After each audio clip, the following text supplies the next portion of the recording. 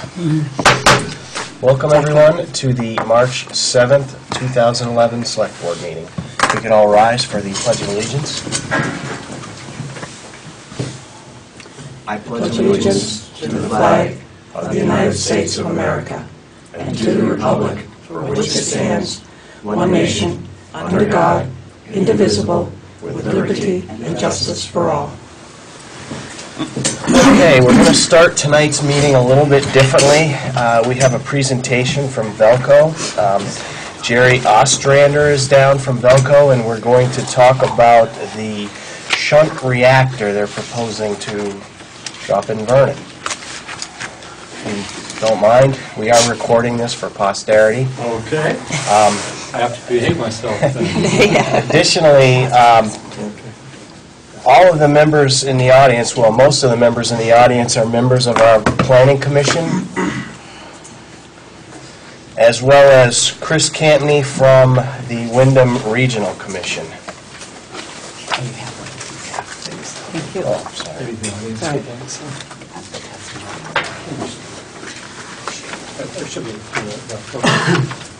So the floor is yours. Okay. You want me to stand? No.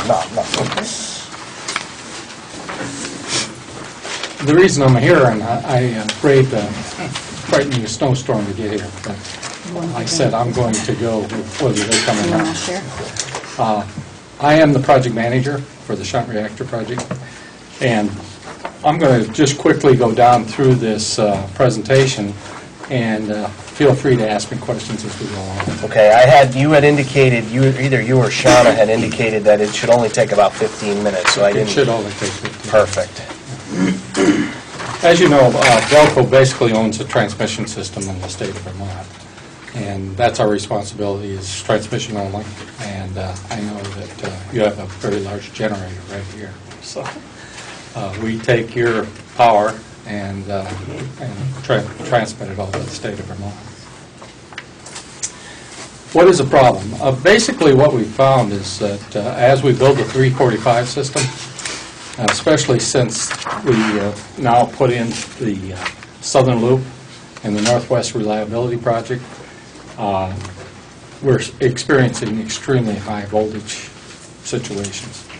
And in order to reduce that voltage, we're proposing shunt reactors. We think that's the cheapest, most inexpensive way to control the voltage on the 345 system. And it was identified in our long-range plan. We do have one shunt reactor, and that's located at the New Haven site. And as you know, that is the far end of the 345 line. And voltage, a lot of you are familiar with electricity, and I'm sure you're familiar with capacitance. But as you go in distance, the voltage goes up. So what this project is going to do is basically put in shunt reactors. And I'm on page 4. And these shunt reactors can be put into service to reduce that voltage. ISO basically dictates to us what we can maintain on the system. And they're going to help us improve the stability and the efficiency of the transmission system. And there is what a shunt reactor looks like basically is a transformer with one side missing. It has less lines coming in and out. I put in here basically a statement that covers the overview of the project as far as Vernon is concerned. And it's a very low impact project for Vernon, and it does what we need to do as far as controlling the voltage on the system.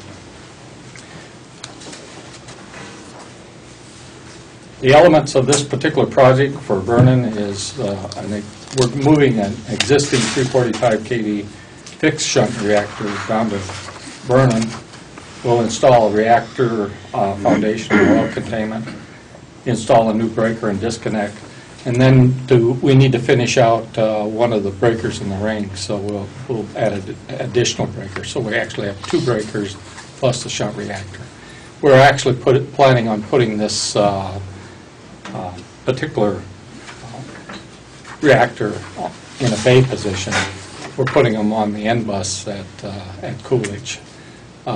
It best fits, and it's the least impact for us to put it in a bay position down here at Vernon. And what we expect to do here is basically be able to put this reactor in with no outages on the BY generator. So basically, this is where it's shown in yellow, I would take it. It's Yes. going to be the new, where the shunt reactor is, Mhm. and right to its left is the new transformer. Right.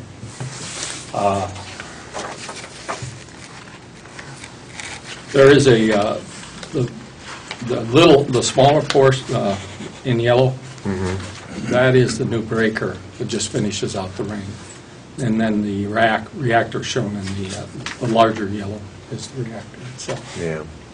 And So it's we- going pretty much in the middle of the existing substation. I wish there was a different name for it. A reactor? And Well, we can call it a shunt reactor. Yeah, we need to say shunt reactor. Okay, that's fair. That's fair. We actually in Vernon like reactor. Well, I do too. I come out of the nuclear business, so. As far as the impacts are concerned, the project will require very little site work, or basically have to put foundations in both for the reactor as well as the breakers. And, of course, along with that goes oil containment. There is no expansion to the yard. The new equipment will be shorter than the existing equipment. It'll be hard to see in the array that you have there. There's going to be no environmental impacts. It's all previously disturbed. We have reason to believe, and we've already studied it, that there will be no additional noise caused by the reactor. The reactor has noise associated with it, but based on all the other associated equipment, we don't expect any noise impact to the community. Of course, we'll have the construction traffic that goes along with that. You're familiar with all the construction activities. You have a lot going on here. And I know we just finished up the southern loop down there, so it'll be a lot less than what you experienced when we were doing the work with the southern loop. There's no air emissions except for the construction equipment, and of course there's no tree clearing involved. The site will look very much similar to what it does today.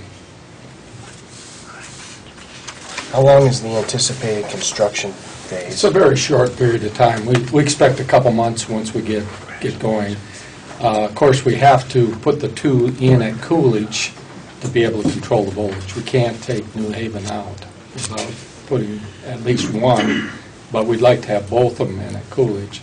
Then we'll go down, take the unit, bring it here, but we'll have the foundations, everything ready here. So, I think a question that's come up in both of the meetings I attended was, why are we getting the used one?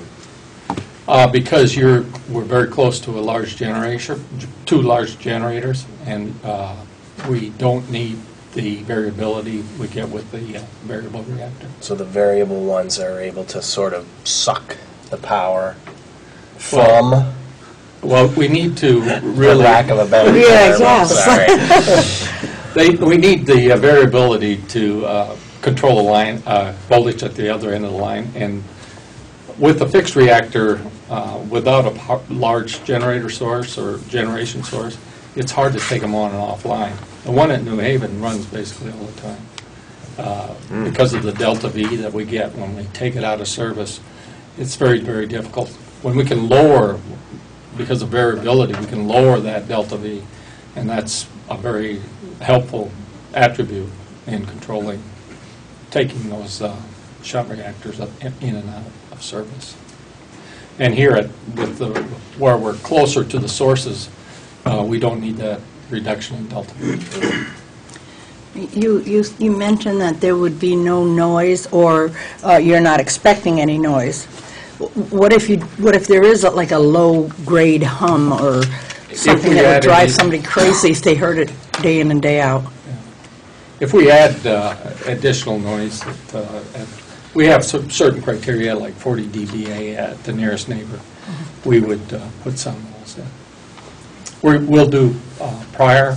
We already had gone in and had some noise tests done, and so we know what the baseline is, and we'll do a similar thing after it's up and running, with all the fans on and so on.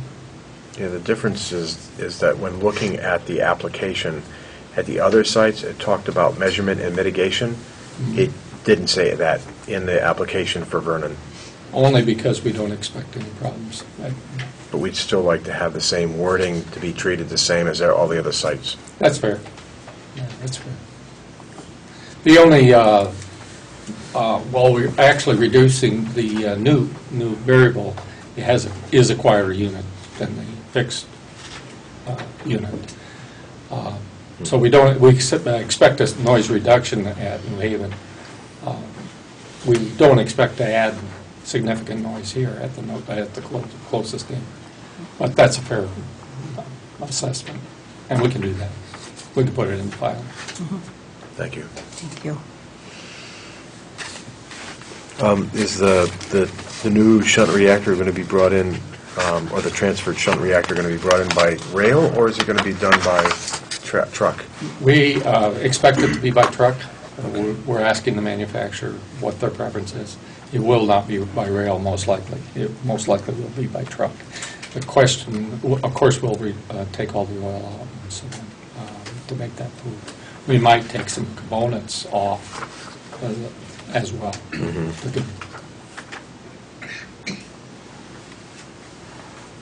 But we'll be asking the manufacturer exactly how they would expect us to transport it.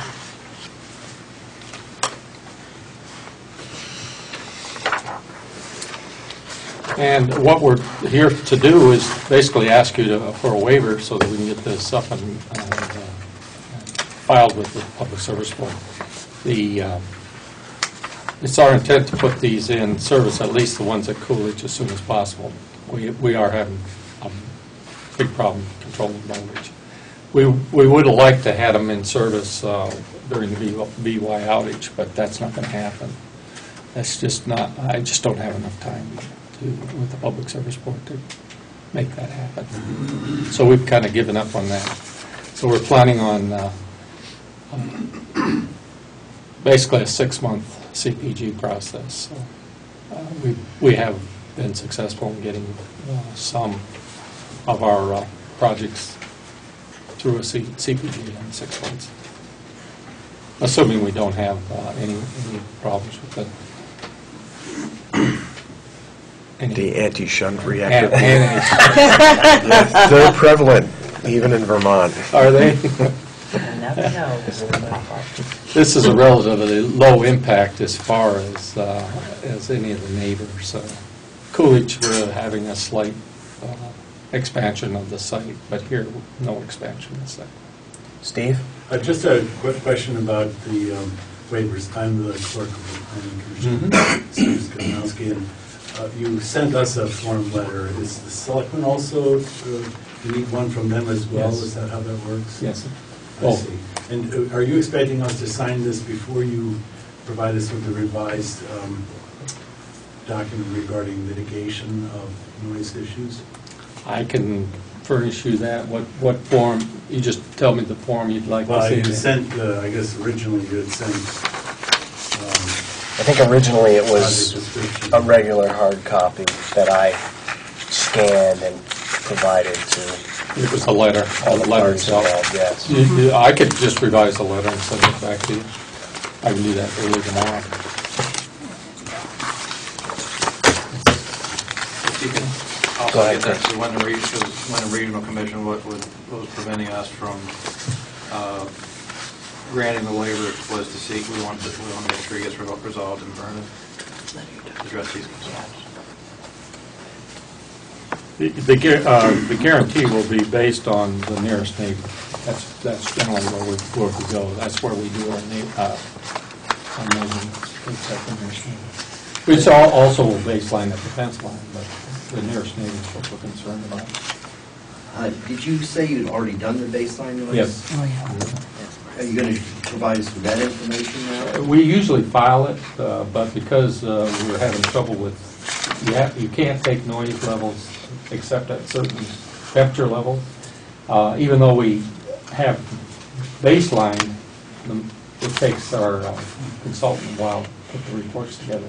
So I'm not sure they'll be in the filing, but they will be referenced in the filing, and we'll supplement the Can filing. you show us at least where that location is? Sure. Because Absolutely. that's our baseline for when you put the new reactor in, and then you would have the consultant do a follow-up. That's right. And is the contingency of making any mitigation based on any certain increase in decibels? Is it 2 dBA or 10? I mean, how is a decision made? We generally try to make 40 dB at the closest neighbor. And if it's existing is above that, then we may not mitigate it because it wouldn't do anything. So if it's 20 at the line now, you would allow a 20 increase without mitigation if you're going to hit 40? No, well, 40 is our criteria. I'm just saying, so there could be an increase of that much. Very doubtful, but yes, it could. Okay. Yes. We don't expect it. I'm just saying, those just are the kind from of... the preliminary studies we've had. Sure. We just don't expect a lot of noise, additional noise. What would you estimate it would be at that nearest home? He will give that in his expert testimony. I don't have that testimony with me, but he will.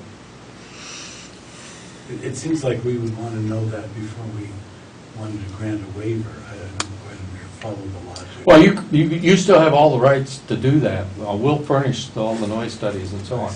During the CPG process, you have the rights to do that. The only reason we're asking for the waiver is, yes, you know about the project. Yes, you agree with the project. If you have some issues to work out during the process, we'll still work those out. Yeah, I guess that's the last sentence in the copy that you sent me has, additionally, we support the project that's consistent with the town plan. That means essentially we're supporting all of it that's consistent with the town plan, which... You can take the last sentence out. Good. Doctor it up. Yeah. Yeah, we've already had that request from I see. one person. Because if you have some concerns and we can't address them now, Well, we'll do it. the thing we need to be aware of is, of course, as you can see from the photo there on the wall, we're dealing with quite a few neighbors. And that maybe they're not right, within sight of this thing, but sound travels in interesting ways across a flat field. And we certainly don't want to stir the pot there in Governor Hunt Road and 142. We'd like to try to maintain, our rural residential Absolutely. approach there. Very understandable. The only thing, too, is just that when I asked about its relationship to the other transformer, the other transformer is going to be right in the way of, line of sight. If the new transformer sits like here, I think. This is the OCA fence right here, right? This is where the new yard is now, right in this area. So that transformer sits like right about in here. I think it's a bit further north than that. I do too. I think it's farther this way. Yeah. Yeah. But at the same time, the other transformer sits, because of its relationship to the bus, it may be offset a little bit. Jerry, do you have a picture of that? You're saying We that had it. the old- This is a little larger Yeah, we picture. had one. is going to shield this, is that what you're saying? Well, it's going to be on the other side towards the river from the new transformer that's already Okay. existing. Yeah. That's a little larger picture. Oh, okay, thanks. Yes. Yes, right. But I think you're actually in the same line of thinking as the noise consultant. I believe that's why we really don't expect any impact. Basically, it's in that same line. There's the existing section. That's why it's nice Oh, to yeah. have it in the bus Yep. position. West, northwest. We're going to get a new picture. Okay. Yeah, that's probably 2005. Mr. Gassie? Jerry, is this noise going to be an ongoing or intermittent? It's when the unit's on. We don't expect that this unit will be running near as much as it is in the present location. So on a 24-hour day, it will be on 10% of the It's time? only used in, generally only used in low capacity situations, when we have low load demand. Which is probably not predictable from your side of the street. No, it's not. Generally, we experience that in the wintertime, fall, winter, and spring. However, this one especially would be used if one of the major generators are out of service, because we gain bars from the reactor itself. This is actually going to help the reactor in controlling bars as well. Given that this is a used one, what are you expecting for life expectancy here in this location? Generally, these type of devices last 34 years. From the transformer. They're exactly on the same yep. frames and the same type of windings as the transformer. They're How- just capacitor. How old is this one now?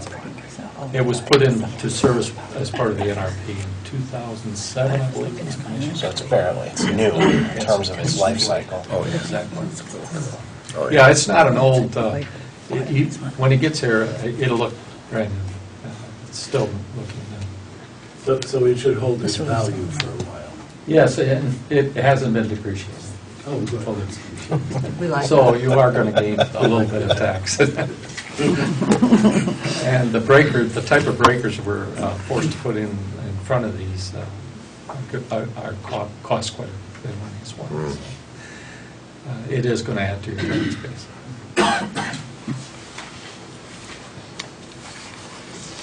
I guess one other question I would have, Sorry. In the event, and we certainly hope it doesn't happen, but in the event that Vermont Yankee does not continue operating past next March or whatever, is this going to provide, or this will place more of a required function on this transformer than it would see if we continued operating? No, not necessarily. Not necessarily. No, it's just a high demand, low demand situation, I see. generally in a low demand situation. Chris?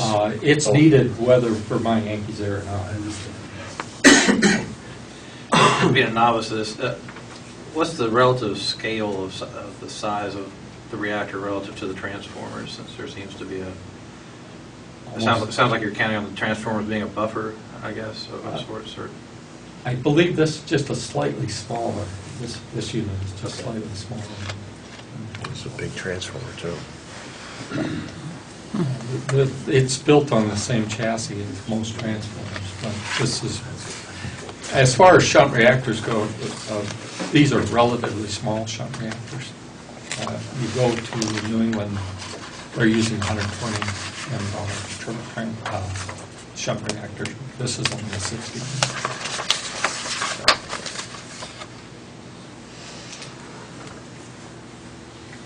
One of the things that sort of drew us here from the planning commission was the fact that we had heard, of course you can hear a lot of things, so I'll just read it as we've heard, that this can be quite noisy. I'm not asking you about it, because the sound is and we'll play back the recording. What does the noise sound like when it's noisy? It's a hum. Very similar to a transformer sound, with the fans and the humming sound. It can add noise, but we don't expect it to add noise to the nearest. So,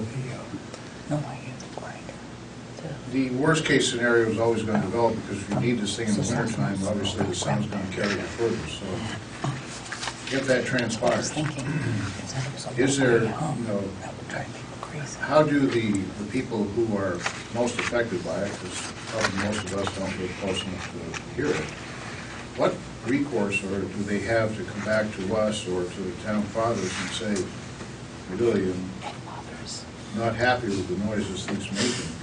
Is there any kind of mitigation, scenario that is proposed at that time? Because know we can all listen to noise abatement studies and kind of try to understand what it really means, but until reality hits the road, then all of a sudden there's a problem. So I guess that long-winded question is there any other mitigation process, says that could be put in play or proposed should that scenario develop? Your advocate is Department of Public Service and Public Service Board. Public Service Board does a site walk down of generally all CPG projects, all of our projects, both for noise mitigation as well as aesthetics. And aesthetics definitely is not a problem here. If noise becomes a problem, you always have the right to ask this Public Service Board to take action. So the answer to the question is there really isn't anything that is in play at this point in time until a problem exists, and then we have to go to the Public Service Board. Department is really your advocate. They'll take it to the Public Service Board, or you can choose to go to the Public Service Board. We've had both situations. But your advocate and your representative is chairman of the department. Well, just give us an example of the type of mitigation.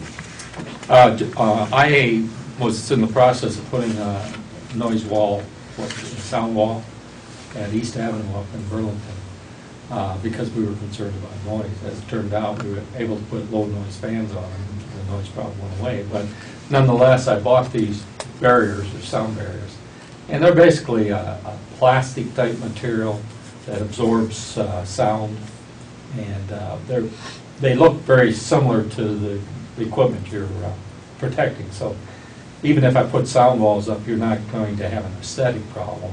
You would just see a gray wall instead of a piece of equipment or something. So the one thing is we have to put them a certain distance because you're looking at sound waves and the length of sound waves. And so they'll dictate how far away they are. We're always concerned about equipment access. But generally, I'll build those so that you can lift them out. A crane can come in and lift them out. So I can get around most of those situations. But we might put a door or something in that wall. But that's all designed by the noise mitigation company. That wall will only appear upon us appealing to the Public Service. No, no. If the noise levels with our baseline, if we exceed our baseline, if we exceed what we would expect to see as neighbors, we'll take the initiative. You won't have to. So is that done as computer modeling with the consultants? Yes. Projecting tape? Yes. Okay. They all put the piece of equipment in there. They know what the noise levels of that And equipment then are. they look at the noise at different locations and then. The nice thing is, in this particular model, they've already know exactly what that shunt reactor, the noise level of that shunt reactor. They have put it in that location. So they're actually using readings off that reactor. Exactly. So we just don't expect them. Yes. But if noise becomes a problem, no problem. We'll move it. Anyone else?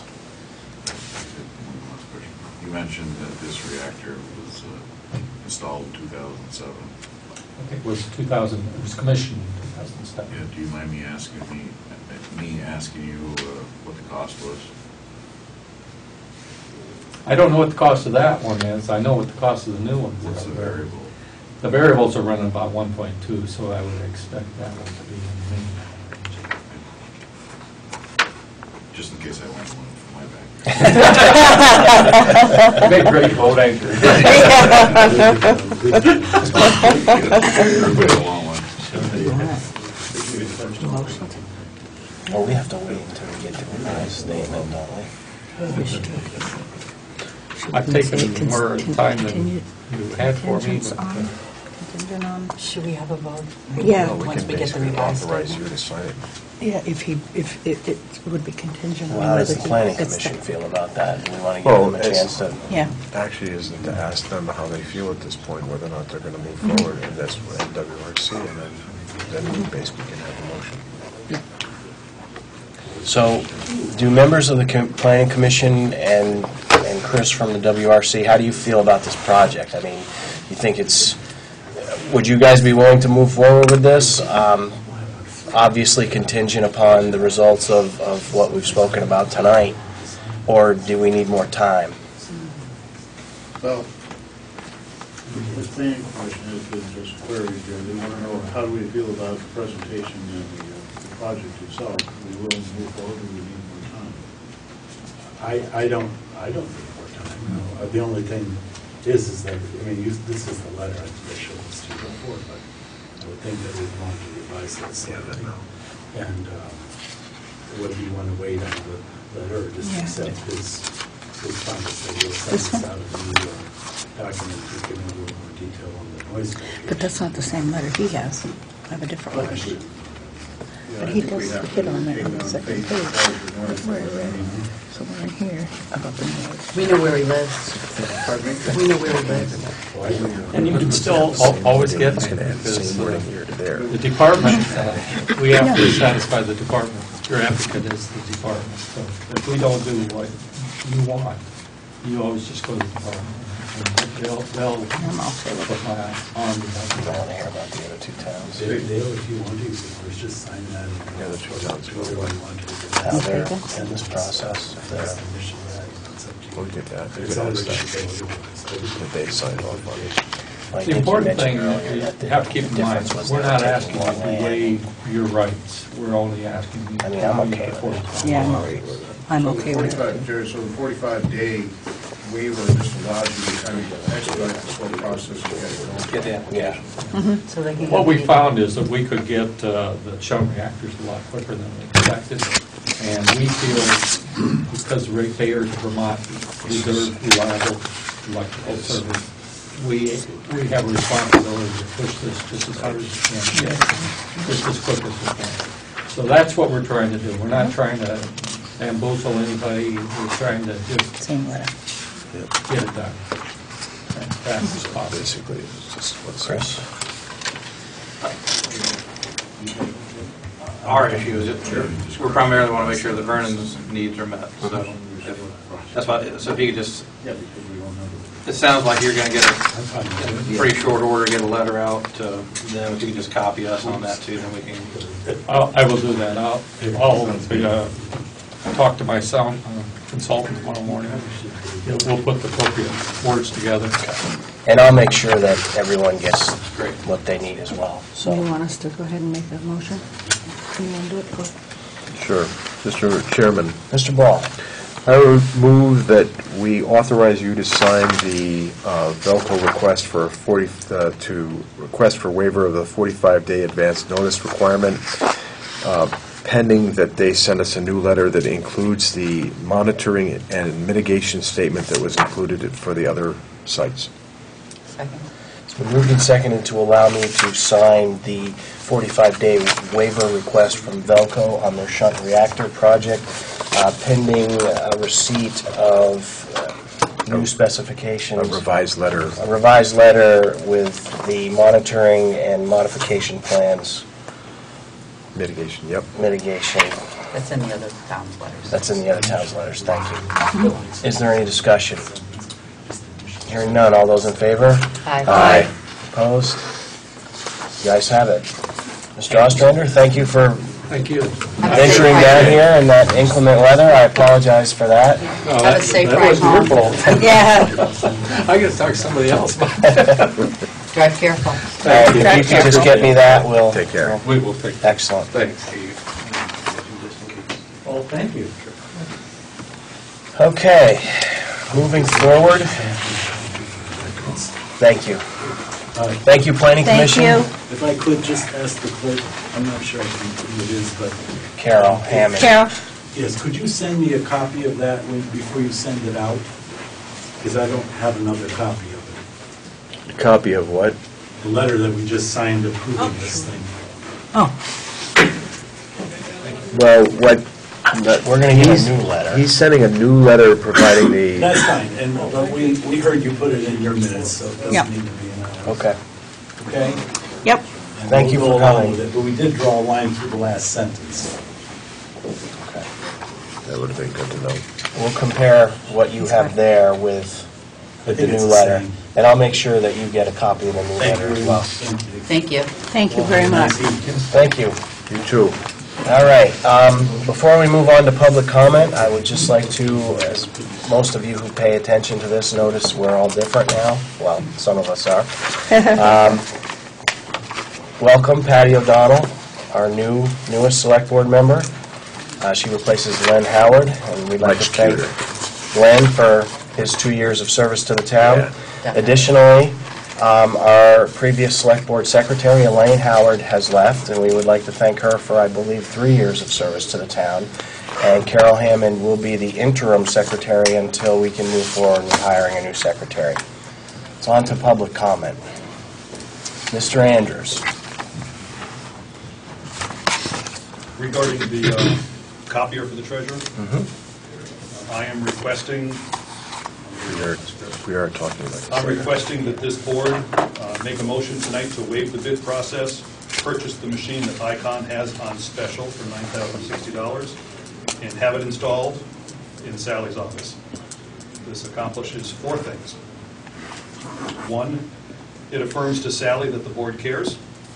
2, it affirms to the taxpayers that we can act on deep price cuts at finding them.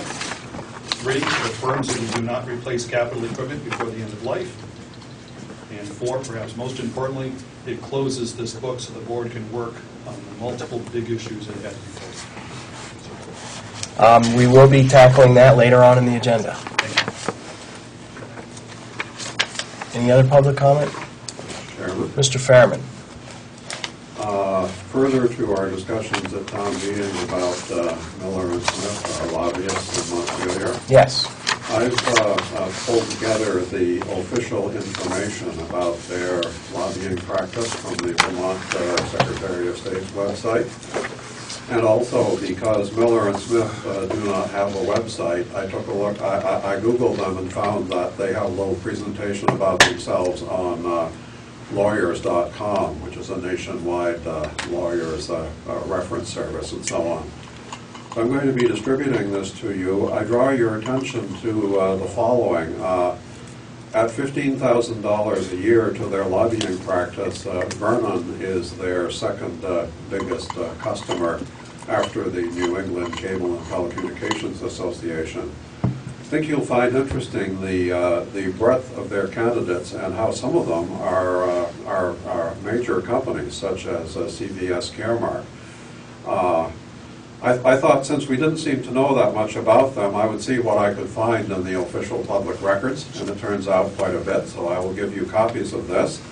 I intend from now on to drop by meetings and during public comment ask you what's the latest news from Miller and Smith, our lobbyists in Montpelier. Well, I can assure you the day after town meeting, I was in contact with them, and I brought the concerns that were expressed at the town meeting to their attention, and they assured me that they will be providing us with much more documentation moving forward, and I think we should have enough to satisfy all of the people who expressed concerns. Excellent. So you already have it. Yes.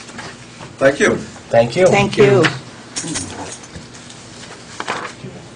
I'd also like it noted that it's pretty hard to pull down a list and say, well, this one should be paying this and this one should be paying that, because some of the things, some of the companies on this list really don't ever have anything going on at the State House that a whole lot of lobbying needs to be done for, and this town does. There's an awful lot going on in the State House that pertains to this town, and so a great deal of their time is spent working on those issues. May I add something, Mr. Chairman, to that? Yes.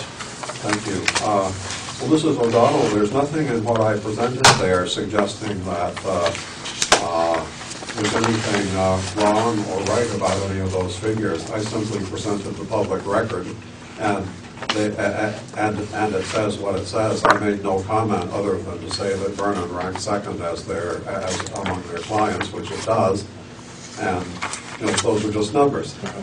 Well, as I said, Mr. Fairman, I have been in touch with them, and we will be presenting to the entire townspeople a more accurate recording of what they're doing to benefit our town. Well, I'll look forward to that next time I drop by. Okay. Thank you. You're welcome. Any other public comment? Hearing none, we'll move on to minute approval. We have the minutes of February 21st and March 1st.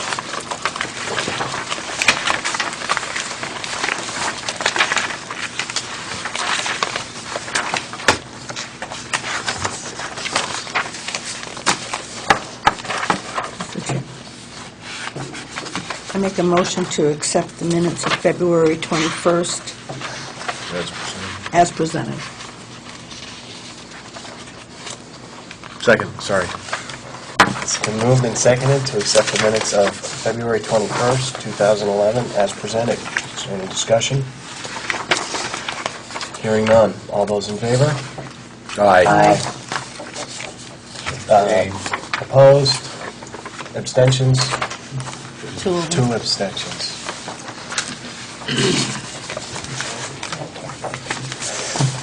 And now we'll move on to March 1st. I have a one correction on page 2. If I said Len, it wasn't Len on full-time officer.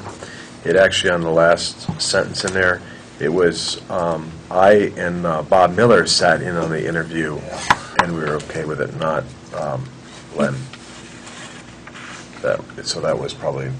Oh, yep. Okay. Otherwise, that's it for me. Mr. Chairman, Ms. Howe?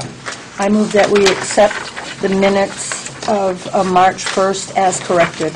Second. It's been moved and seconded to accept the minutes of March 1st, 2011 as corrected. Is there any discussion? Hearing none. All those in favor? Aye. Opposed? Abstentions? The ayes have it. On to bills and warrants.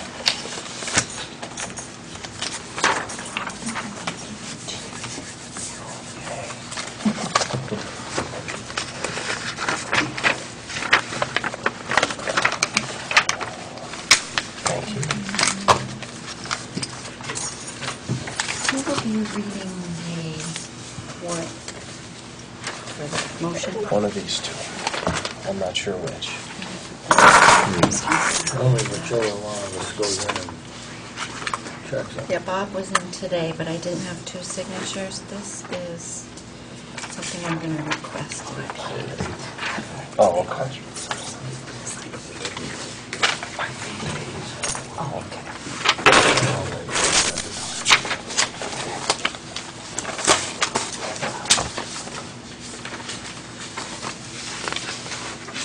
So Patty and Bob are the clerks, right? Mm-hmm. Or you signed it already, right?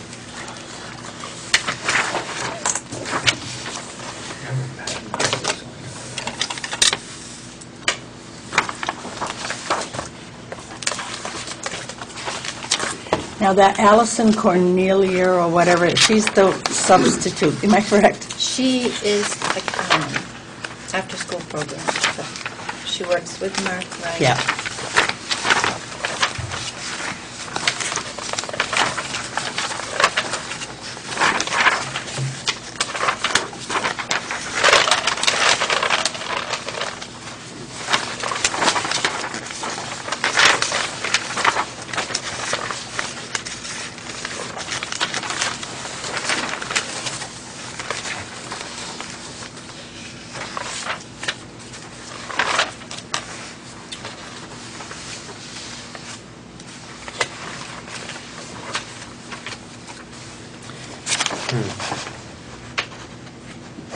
What is this wellness benefit?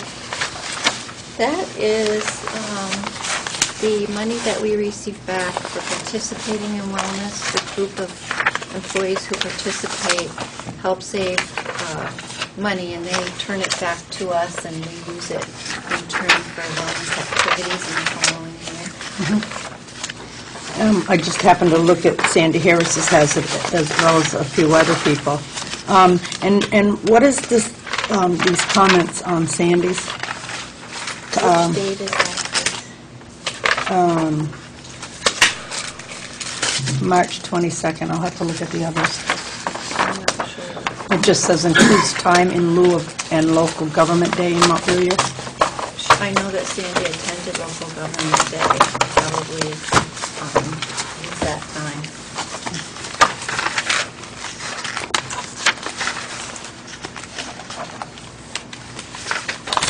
This one?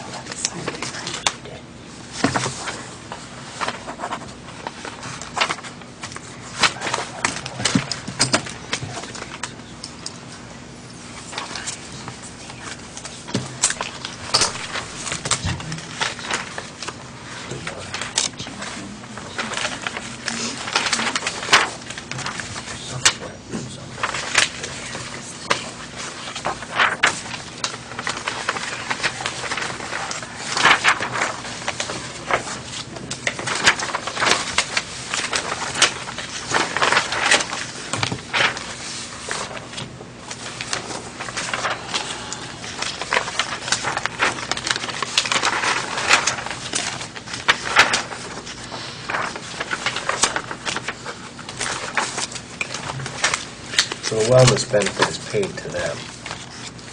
What we vote to do what different things with it, and one of the things we voted to do Oh, was... so you take the money that everyone accumulates and you put it into a pool, Yeah, a and you little- bought something like that? Yes. And the wellness committee voted to help defray the cost of the prescription. Medication went up, so that was what the committee voted, so everybody got that. This still needs a signature on it.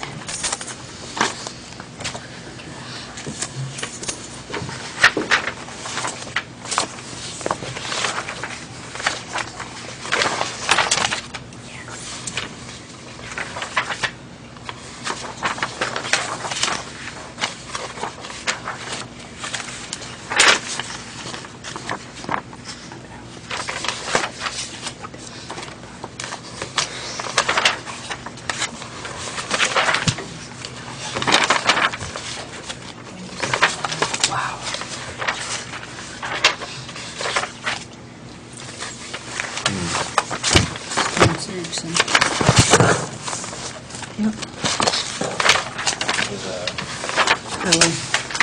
It's expected. Yep.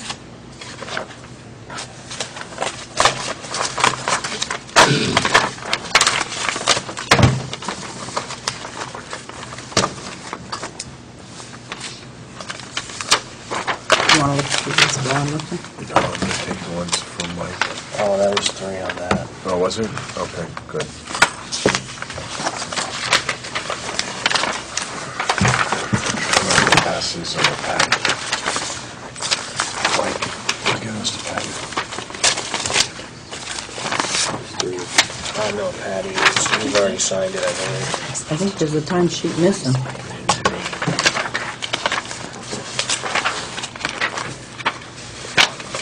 Is there a timesheet missing here?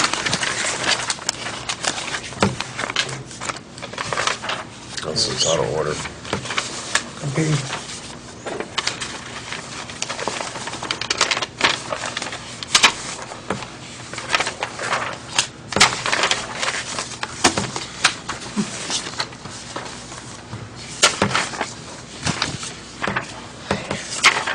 I know I'm being particular. I just could have. Yeah, wow.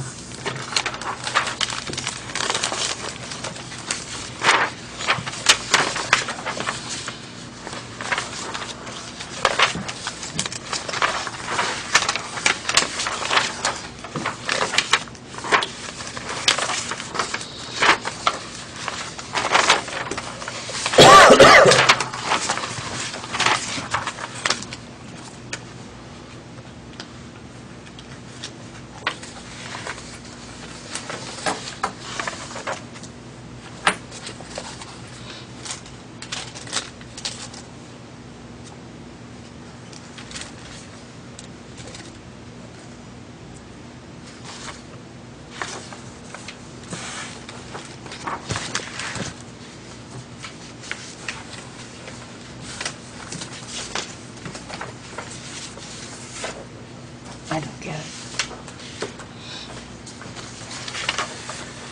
Is this indicative of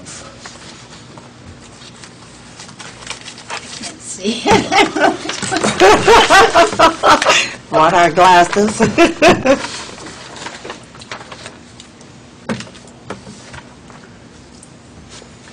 It's, They took comp time because they worked the polls, or? no, that was paid. Is there another That's the payroll? additional. Yeah, There's 3 payrolls? Yes. Okay. I would 8, like to 9, see the other 10. one. that's the big one. Yeah, that's one I want to look at. I didn't get a chance to speak today to ask them questions because Sandy was on jury duty.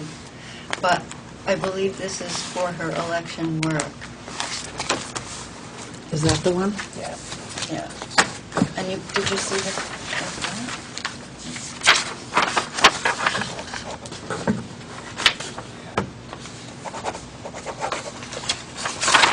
Did you want to look? Has 3 signatures. You sure?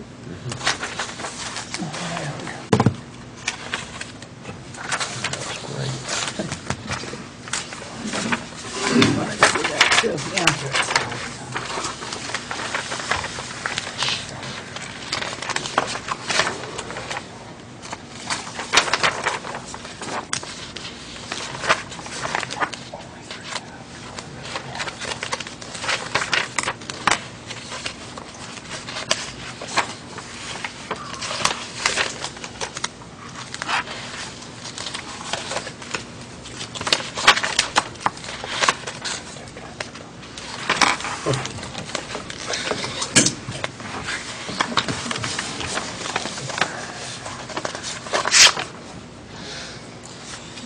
Isn't election part of a statutory thing? Look at that.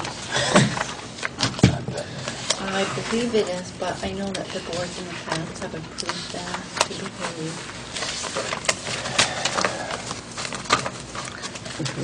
The other one. You're absolutely right. And we always say we're going to look it up, and we never look it up. Yeah, because I got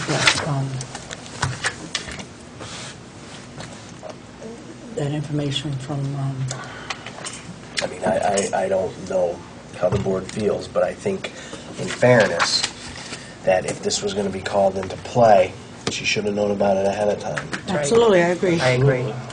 I absolutely agree. I do. Because we, we had questioned it, Right, in November or whenever it was. Yep. And And we never followed followed through. through, as usual. But yes, you're right.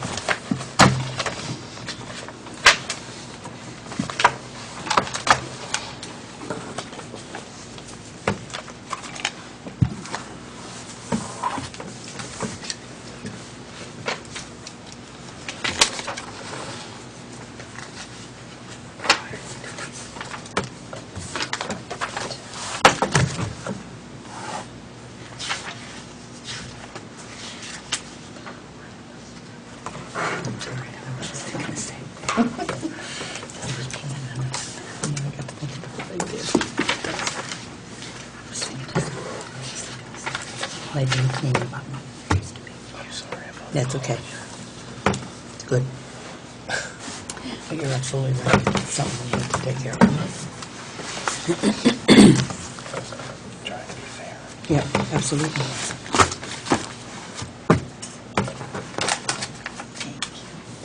Mr. Miller. Mr. Chairman. What would you like? Mr. Chairman, Mr. Miller.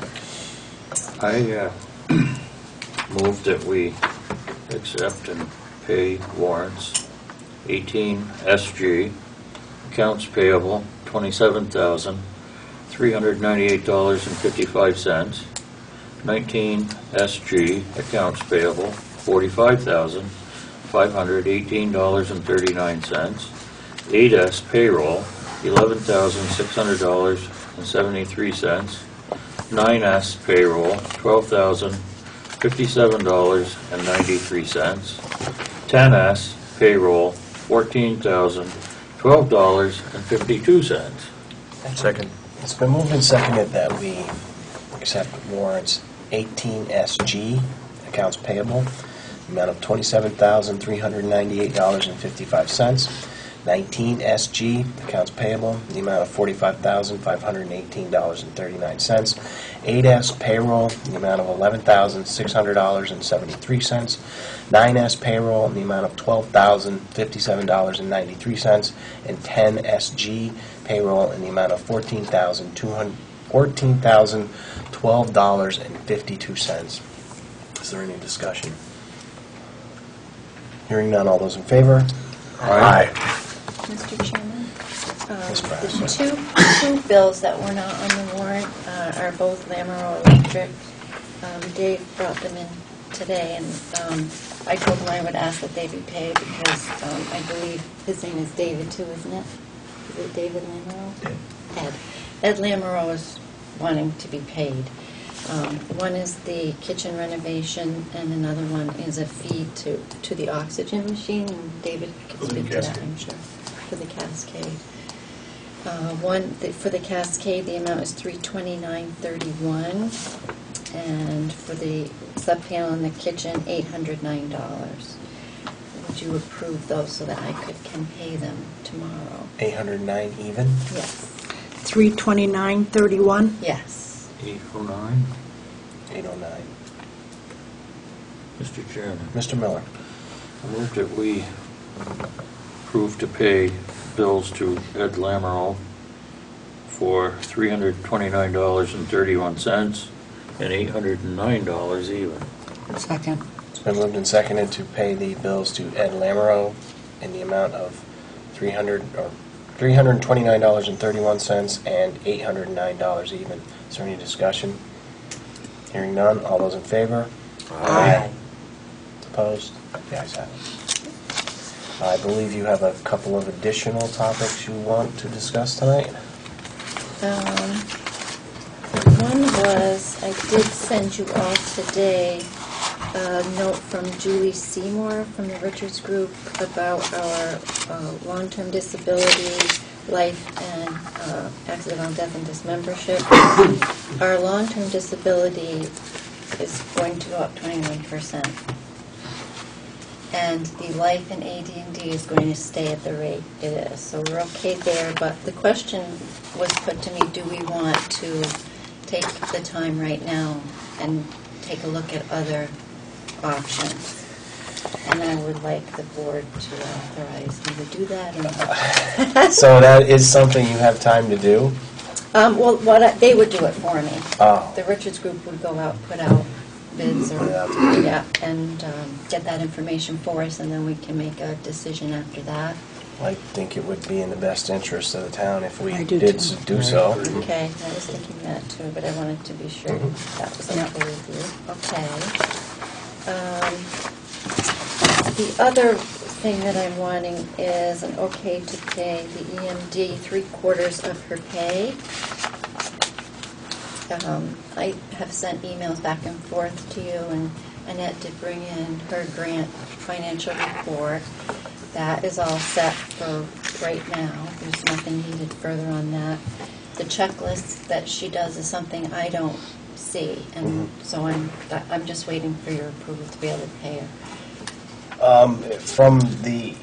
I did see what Annette brought in, and I believe I read from the email you sent that the state had received everything they needed. Did she say that? I'm not sure if how this checklist works. That's one thing I don't know, and I didn't know if you, as a board, get a copy of it. I thought that Karen May Smith came back and actually had issues still. I don't think so. I thought it looked fine. Yeah, She said it. She May came I, as back. a person who wrote the original language in the legislature, comment on this? I don't understand why the select board has to approve anyway, because this is all done at the State Department's level, and the only reason why it's going through the towns is because the state can't just pay money to a person. So it's going through the towns as a pass-through, so...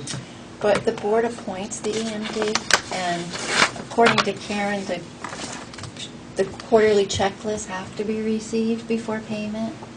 So That's the reason why, apparently. And Sally Sally is also on the hook as far as to make sure that the grant are appropriately reported. And in this case, the EMD is taking care of it. But when the person at the state basically comes back and says, those were not filed, and she brought it to our attention, it was like, these need to be resolved before we can move ahead. And from where I'm sitting, a lot of this is a power play because the department didn't like the fact that the EMDs were getting the money that they're getting. So this has been, a political football issue. But, the point is that she has done everything. She has checked it off on the checklist. And that's why I don't understand why the town is why the select board has to vote on it. Why? According to the state and Karen, that's the way it should proceed. The board should... But that's new, right? I don't know, because the past few years I haven't ever gotten a checklist.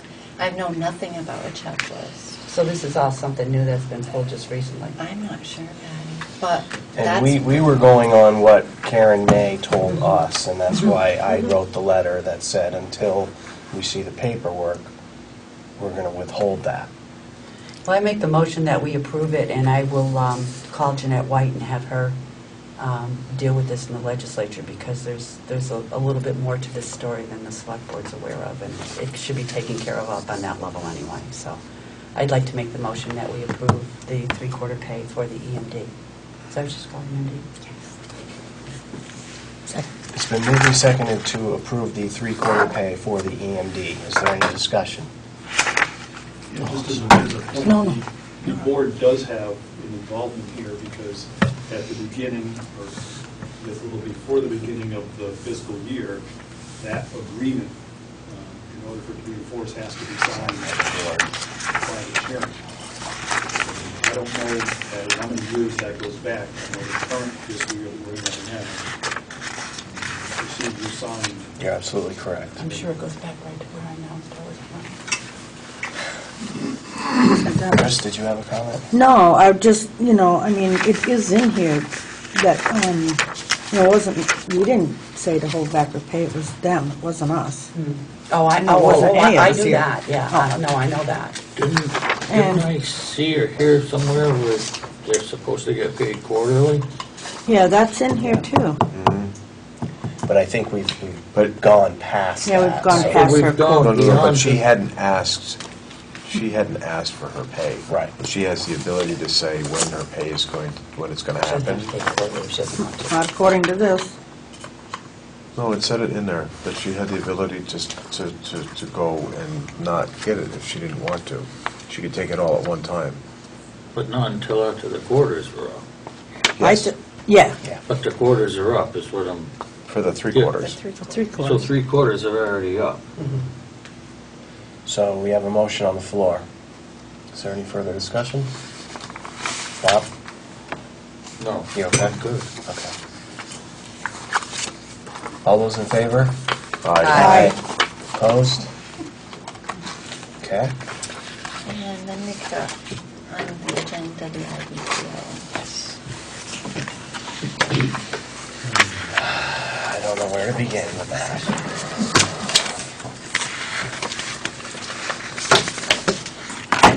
Is that a executive session? What is that? I don't think it needs to be, Oh, unless we're going to get into specifics. I don't know how you can not get into specifics. Well, I kind of highlighted, and if I'm missing something, feel free to tell me you're missing something. And, but the first issue was, I guess we're going with the detail first. Okay. That was a question I had for you. Bruce had called me probably 3 weeks or so ago and told me that he was working on an outside detail request form and asked me how much we normally charge the administration fee of the cost of the cruiser, workers' comp, and FICA and so forth. And I told him $20. And so they have changed the $25 for outside detail to $50.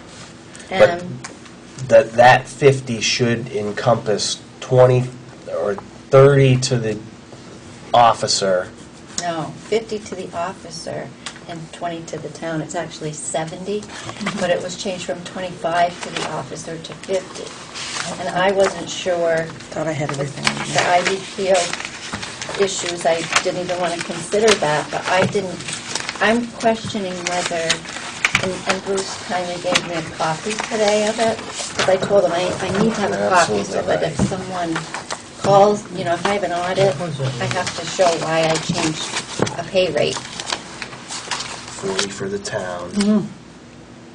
So I'm not sure if that's to be approved by you or not. I would think it would be. Well, first of all, Did you get that email, Patty? No. The one that Mike just recently yeah, sent around I for the thought I forwarded IBPO? this to you, because Sally didn't have your email address. I have this, is that what Okay, you're I sent you that. Yes. Okay, that's it. See, Two-page thing. here's the outside detail. That's in the contract. That's different. Yes.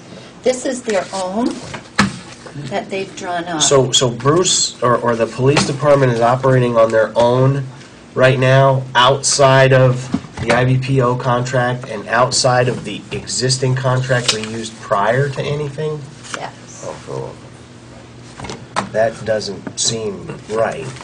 Well, that's why I asked. I didn't know if at some earlier time you had approved a different rate, and that's what I wanted to be sure of, and get a copy of it so that I would know. I honestly can't recall doing that. And Bruce felt that it wasn't the purview of the board. It was the purview of the department to work that out with different details. Although it's part of the IBPO contract. Right, and that's even a different amount. Wait a minute. I want to be clear is that my understanding is the fact is that the only people that can go into a legal contract with the town of Vernon is the select board. Well, I mentioned that in the email because I remember from a previous time with detail, one of the chiefs had entered into a contract with what was then VUI, and it became an issue. Mm-hmm. And I wasn't sure, and that's why I wrote that, because I wanted you to know if this is going on, have you signed a contract? Maybe I don't know, and I don't have it. But for payroll information, I need to have that, and I would need to have what this is the outside detail request with the amounts approved by you, so that when I do payroll, it's very clear that I'm charging the right amount. Well, So we have a policy, right, just to be clear, we have a policy right now that says it's a policy, right, for outside details? Yes. Yes. An existing policy. Yes. From prior, which was the 25 And plus 20, plus 20 for the cruiser. right? And then this was revised to 50 plus 20. But at the same time the IBPO contract has not been signed yet. So it's not, Well, it's not a let's, contract yet. before we make that broad statement, it's not been signed by the IBPO side. All right, so it seems like either we're going to, as signing it, we are going to honor our side of it no matter what, no matter what the IBPO does, or we say is, you know something, until it gets signed, we rely upon all the rest of the policies and procedures we have in place. That's what we kind of said before. Yes. Now, That is exactly what we do said you before. want me to muddy the waters even more? Or Oh, do we please want to do. go Why into not? executive session, I think so, too. contractual? Yep. I make a motion that we go into executive session for contractual issues. The disclosure of at this time, which might be detrimental to the town and/or the individuals involved. What he said. So help me God. What he said. Second. It's been moved and seconded to go into an executive session with Sally Brassor We're going to have them. on a contractual matter for which the disclosure of at this time may be detrimental to the town and/or the individuals involved. Is there any discussion? No. Hearing none, all those in favor? Aye. We went into executive session at 7:10 p.m. Did we vote at town meeting to turn down the heat? Yeah, we can turn it up in here. I thought I saw you shaking. See that? I'm getting the Salt on the purple. road. Okay, here, right here. He made, Yeah, she made the motion. Mike finished it. And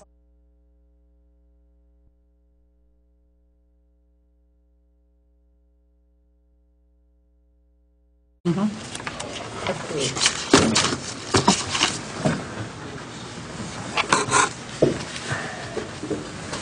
oh boy, I'll be coming up for retirement here pretty soon for the town.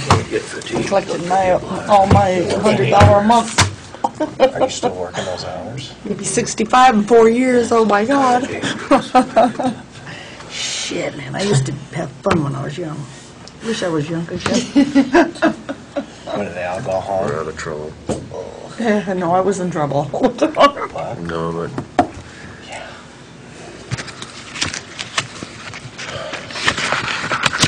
See, I just don't get that. are we going to wait or are we going to start? Well, the secretary's not even back yet. I haven't heard that since my mother was around. Oh, for the love of God. In accordance with the current practice, the rates for all non-town details will be 40 and 55 for private hour details. Doesn't say anything about the town side. They don't have to acknowledge. I made the assumption that half of that was town and the other half. I don't think so. But see, there's another kind of vague, it's so vague, I can't tell. Yeah. All right, we went into executive session at 7:10, came out at 7:40, no action taken. Mr. Chairman, Mr. Ball. I move that the current rules as stated in the personnel and town policies in regards to the police department remain in effect until so changed by the signed IBPO agreement. Second. It's been moved and seconded that the current This will be But it even goes later. that the current rules as stated in the personnel and town policies in regards to the police department stay in effect until so changed by the signed IBPO contract. Is there any discussion? Hearing none, all those in favor? Aye. Opposed? I'd like to make a motion that if the contract isn't signed and in hand by the next select board meeting on the 27th, the contract's null. 21st. 21st, the contract's null and void. Second. It's been moved and seconded that if the IBPO contract is not signed and in hand by the next select board meeting on the 21st, that contract is null and void. Is there any discussion? Hearing none, all those in favor? Aye. Anything else? I don't think so. Mr. Miller? I moved that we purchased a copier for the treasurer's office. Actually, I have that.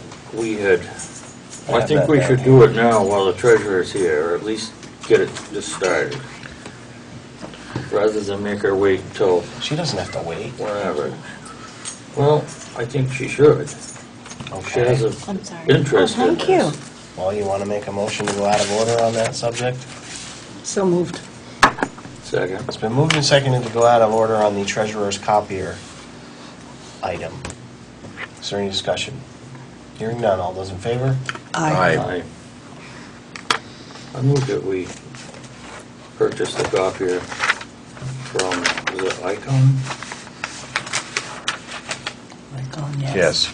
Is this the proposal that Mr. Ball? Yes, for the treasurer's office, and that we do it tomorrow. I second that. It's been moved and seconded that we purchase the copier for the treasurer's office and that we do it tomorrow. Is there any discussion? I'd like to just make some discussion as to, can we have some more specifics in that? Not in the motion, but what are we purchasing? The current town plan states that, and provides for funds to replace the town clerk's copier. What ended up happening is during the review, it was determined that the town clerk's copier still has about half of its life, 3/4 of it. or 3/4 of its original life, and that that the town treasurer's printer copier has basically died.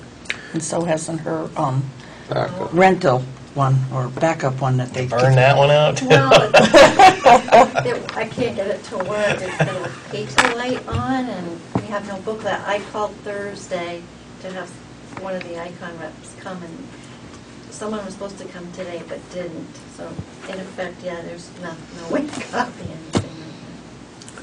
Icon had done a study as far as that has the town clerk, treasurer's office, highway department, lister's, auditor's office, recreation department, and police department. As far as the town clerk's office, they made a recommendation for a RICO MP 5001 with a cost of $9,816, and with an estimated service charge would be $675 per, I think that's year. And then on the town, the treasurer's office was for a RICO MP 2851 at $6,609. The difference is that the town clerk's has a punch, but otherwise it's a print copier scan, I believe also fax machine, and that's what was recommended for the treasurer's office. Both are needing to be 50 pages a minute, and I think it really comes down to that in this is that with the formality of what we're doing here is that the capital plan specifically states that it's for the town clerk's office.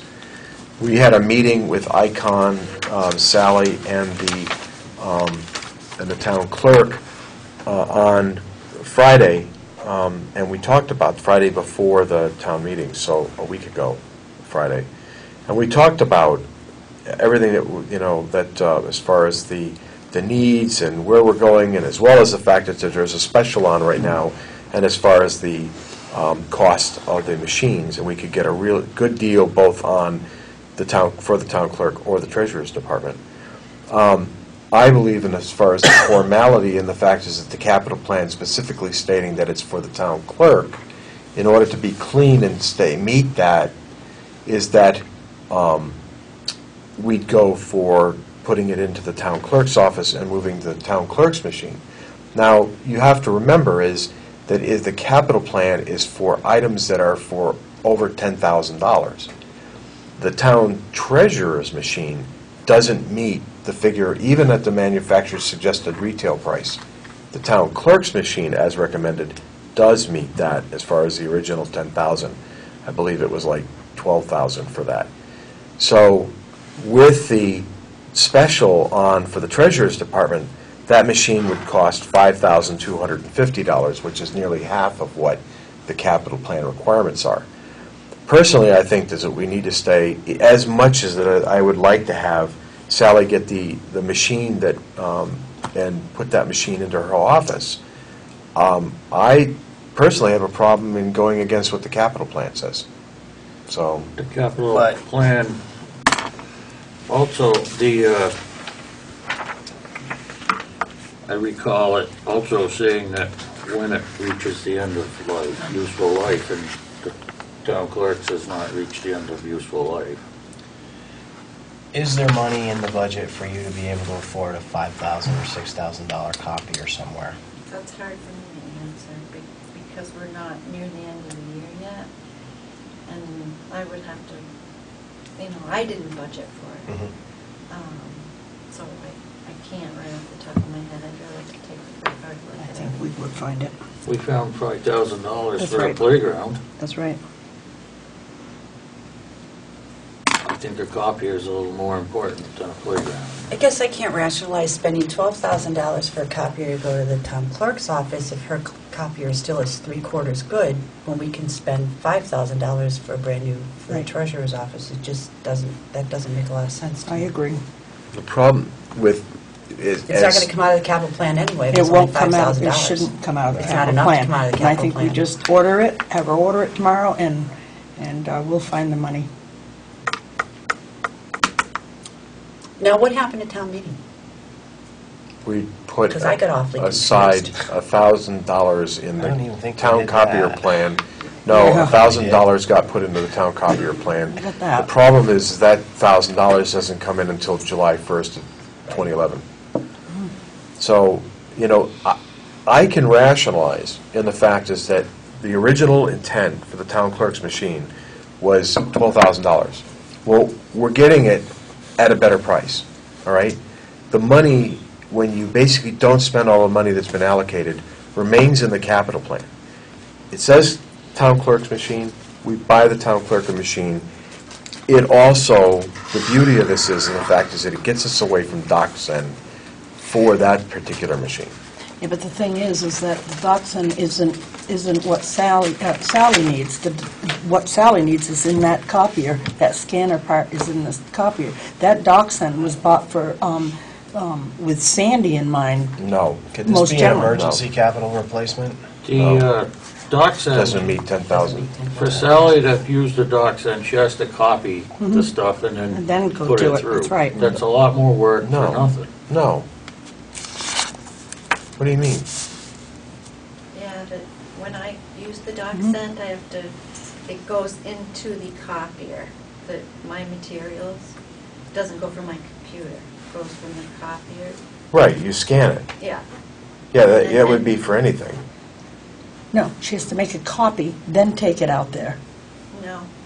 No? I put, it might have to make a copy, but not for that reason. Oh, I see. Okay. It goes into the copier, Mhm. and then I send it to my computer. But at the same time, if she printed hers, it was networked, and she printed it through the other machine, it would make it should make it automatically into a PDF. Thing is, we're getting off. If you want to buy the town clerk one out of that, that's fine, but I think the treasurer should have her own. Mr. Andrews. It could be as simple as applying with the plan that says that you're purchasing the copier for the town clerk. However, until such time as the town clerk dies, it's being stored in the town treasurer's office. I think the bottom line here is, while there's a discussion going on about intent for assuring that we comply with the finer details of the budget, I think from a voter point of view, that the townspeople are seeing a great opportunity to buy a printer here. And just as Chris says, you buy the thing, you get it installed, we figure out the details of where those funds are going to come from at a later point, and I don't believe anybody in town is going to have heartburn over the fact that we're getting a sale on a unit that we have to purchase anyways, and we're finding how to fit it into the budget after the point. Can I ask a very naive question? And there might be a very logical explanation for this, but I mean, I know in my office we have a computer way in the back, and all of our printer, copier, scanner, the whole bit, and all of our printers, our computers are connected to that one copier. Why can't we do that in the town office? It would be if you got this one, correct? Is that? No, everything would be networked, so you could basically print on any machine. The difference is that both the treasurer and the town clerk came in and said if there was only one individual in the office, and I left the office, by my rules, I have to secure the office. Okay, you're right. I'd have to Okay. secure the town I vault. said there that's might be right. a very logical reason. You're right. But the answer Yep, to you're your right. original question is yes, they can be networked. And they will be networked. What I meant was everybody's computer network, so we only needed one copier is Yeah, what right. I'm saying. But you're right, if it's locked in Sandy's office and Sally needs it. Well, it's no more hiking than it is for me if I'm in one corner desk in my office and I have to go back to my printer. I think it's more the fact that the doors could be locked. I think Sandy has already stated that she doesn't want a new copier. Well, at the meeting last week, that's what I had sent out was the message, or a week ago, Friday, is that I never got that message. she was perfectly fine. I think I sent it to you. You did. Well, there were specific instructions on that, but But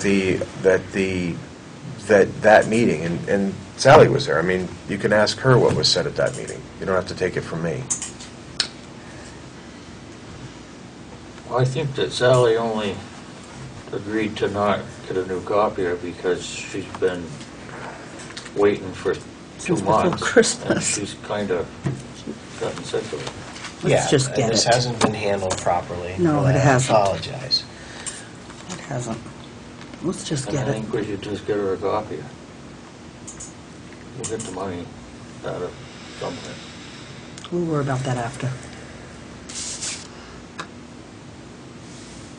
So, there is a motion on the floor. It's rather vague. Can you restate the motion, please? That we purchase a copier for the treasurer's office from Icon, the one that they'd already come in and spec for This one here. Wait. Tomorrow. tomorrow. Tomorrow. Not next week, tomorrow. Put the order in tomorrow. There would be a MP 2851, and the price would be $5,250. With the annual agreement of... $435. Is there any further discussion? Hearing none, all those in favor? Aye. Opposed? Nay. Abstentions? The ayes have it. Anything else?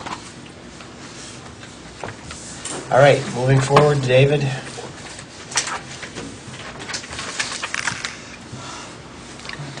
Could you make sure that it states that I stated nay, please, in the minutes?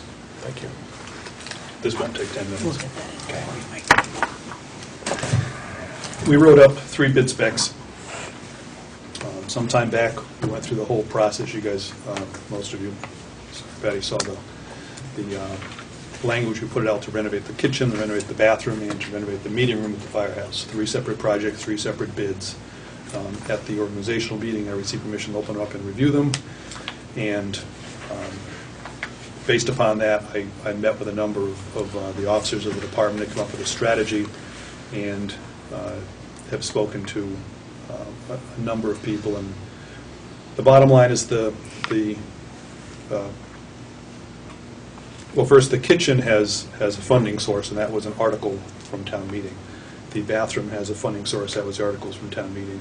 The meeting room, the funding source was a $12,000 grant allocation that was committed by the Vernon Fire Association to underwrite the costs.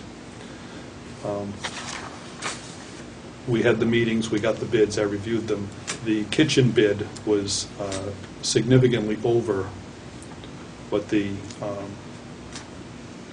funding source was, especially when you take into account that we have cabinetry, light fixtures, and appliances that are not inside the bid spec itself. The bathroom was even higher, and the reasons for that are pretty obvious, and that's that when we first came up with the amount of money we had for the article, it was to replace a bathroom. We then, subsequent to that, learned that that's considered a renovation, and by the state we had to do ADA compliance. We decided to try to do 2 bathrooms instead of 1, have a shower and so on. It became significantly higher. Long story short, I'm here to request that we put these bids aside and that we rebid this by reducing the scope of some of what we're looking at. For instance, the fire department personnel can take on the painting side of the work to reduce it. We can eliminate the ADA required shower. You don't need to have a shower that's ADA compliant, and that was a significant issue when we did the walkthrough with how to fit it in there, how to get it in the building, because of the size of it and so on. In an attempt to get the costs down, we should be able to rebid these things out, and probably at the first meeting in April, have the bids done, be ready to come back and represent these. You would obviously communicate with the people who presented bids to you. That is correct. Explaining. To go through again. What we did, just to give you the full scoop on this, was we identified how could we get at least the kitchen and the bathroom done.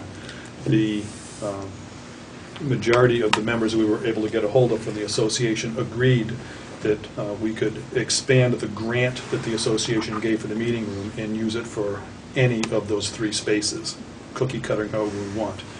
We also abandoned for now the idea of doing the meeting room, and we concentrate on the kitchen and the bathroom. And between the monies that we have on reserve in this year's operating budget, the monies that we have set aside next year to pay for the appliances, reducing the scope and the monies from the association, we can get this done. So at this point, with your permission, we will go back, rebid the reduced scope, hopefully be back the first meeting in April, be able to get the bids awarded and determine exactly how all those pieces come together to pay for it, and then get the work started. Okay? Yeah. Second item is, just as a heads up, and I'm requesting that this be on the agenda for March 21st, the next meeting, and it is the service reimbursement ordinance for the Vernon Fire Department. There's no point discussing it because you haven't seen it, but here's 5 copies of it so that you have time to... And we had discussed this earlier, hadn't we, at a previous meeting? There has been some discussion, but this is transitioning from philosophy to something that's on paper for you to actually take a look at. And, I'm just asking that we have that on the agenda for March 21st so that we can actually talk. You need it? No. It has changed a little bit. I saw the changes. You got Rev 4. Probably Rev 3. That's all, sir. Thank you, David. Thank you. Thank you. Thank you.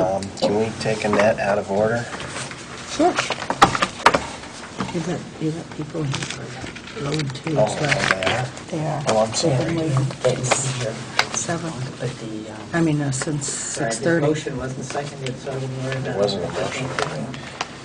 I'm sorry. All right, we'll move on to the Class 4 highway trail request. I didn't make it. I'm just here to see what. Well, initially, when I presented this to the board, this is obviously a decision that we can't take very lightly, and we need to. Let me find my notes. Excuse me. Subsequently, go back and review the cases that went to the courts. I think it's been suggested to me by another board member that we would need more detailed information in the form of a map or marked up satellite photo that would enable us to determine where the road ends and where the driveway starts. Additionally, speaking with our legal counsel. So I had this on the agenda tonight specifically looking for direction in how we can move forward with this. There was no way we were going to be able to make a decision tonight. For starters, you should be receiving from our attorneys a response to the petition that you've got in your hand. Mm-hmm. Along with that, you should be receiving findings of both the Vermont Supreme and Superior Court. I think I have that already. Yes. So basically, my understanding is the request that has been presented to you is to take a parcel of our property, make it public, so a third private party has access to theirs. Pretty much. That's Josh Merritt. He wanted your name for the record. I'm sorry. Yes. In a nutshell, their request was to lay out a Class 4 highway or trail which led to their driveway, which obviously went through your property. It goes through the center of our homestead, our farm, and everything. Yeah. The courts determined that the information that they used to base their decision, that these people had when they purchased the property, and they proceeded anyway. Yep. And now they're looking for either us or the council. I don't know, it's a big situation. Yeah. And our position is it's not our problem. The court said it's not our problem. And again, you'll be receiving a formal response to... Excellent. I would look forward to seeing that. I mean, obviously, you know, we're part-time select board members. Most of us have other professions, so we don't know these laws or details in depth, and obviously we weren't going to make a decision like that without consulting our attorneys, who would reference those court cases as well as reference what they've said to us. Right, and again, in a nutshell, the courts found that West Road terminates at our property and was never laid out beyond that. Mm-hmm. Was never a town road. The Superior Court ruled in that direction, and the Supreme Court confirmed it. So you've got 4 judges on the same page. Yeah, we have that. To be clear, I think what we were trying to do is to make sure is that what they were trying to do is to, in writing, trying to say is, well, this is where we want this driveway to be. We want it literally show us pictorially, so that there is no question as far as where they're going to go. And then that, combined with, and looking at what the Supreme Court came back and said, is that to make sure that we're all on the same page before we issue it. That's what I'd like to see. So you need a picture. I'd like to see it, whether it's a USGS map, a geological survey map, or basically whatever it happened to be, or a satellite picture, that this is where they want to start, in relationship to your property, and then basically then make the comparison against that and what the Supreme Court said. Okay. So for me, it's like, yeah, you're saying it in, you're trying to describe it in words, but a picture is worth 1,000 words, and also basically makes it, we're going to make sure that we're on the same page. Yeah, because I get that he's trying to go right up the old Stebbins Road, or West Road as it is known now, and right through their property, right where the court has said, no, they can't. They're trying to get you to turn approximately 2,700 feet of our property into public trail. Yeah, that's what I get from it, And too. our position is, and again, I'd be more than happy to supply you with pictures and whatnot, but our position is the public has no reason to go another 2,700 feet in the middle of the woods. Right.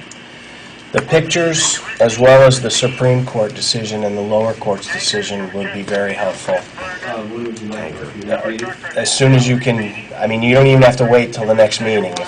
If you want to just gather that information and give it to Sandy, she can make sure that it goes in our mailbox. We have this. I'd like to take it. Everybody's out of town, my attorneys. We have the Supreme Court, the Superior Court decisions, don't we? We have have them. something from the BCA. I don't know if it's the same one he's referring to. I'm sure it is. They're all the same. But if you could just make one copy of that, Yeah. and then I can get the rest. But yeah, that was the intent, and I must have spoken to your father, and because I had told him the same thing. We're just going to put this on the table tonight and see what the steps moving forward. Keep a finger on the pulse. Yep. No, I appreciate that, and again, if you can provide us with that, that'll be very helpful. I'll make sure you get that. Okay. Thank you. Anything else you need? So, does that sound feasible to everybody? Yeah. I would just like to say, this is an issue for these families that have been going on for a long, long time now. So, I know obviously to protect the town we have to consult our attorney, but I'd like us to try to move on this as quickly as we possibly can because these people have lived in limbo for a long time. Especially when the court agreed with them. Right. So. Okay. Okay. Thank you very much. Thank you. Now we can move on to Annette.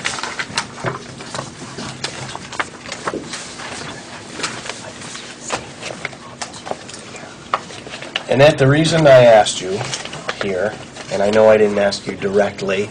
Thank you. No, I was not told that I was on the agenda, Mike, for the second time. Well, you received that email that indicated that we were going to discuss the paperwork. Right, and I spoke to you on the front steps of the town office and said, gave you the paperwork. You said, so do you need me on Monday night? And you said no. No, I never said no. Another one of these. Okay, anyway, I thank you for your... Another one of what? One of this, he said that, she said that, we said that, they said, and I'm making it up. Well, I apologize. That was very accurate, or sounded very confrontational to me.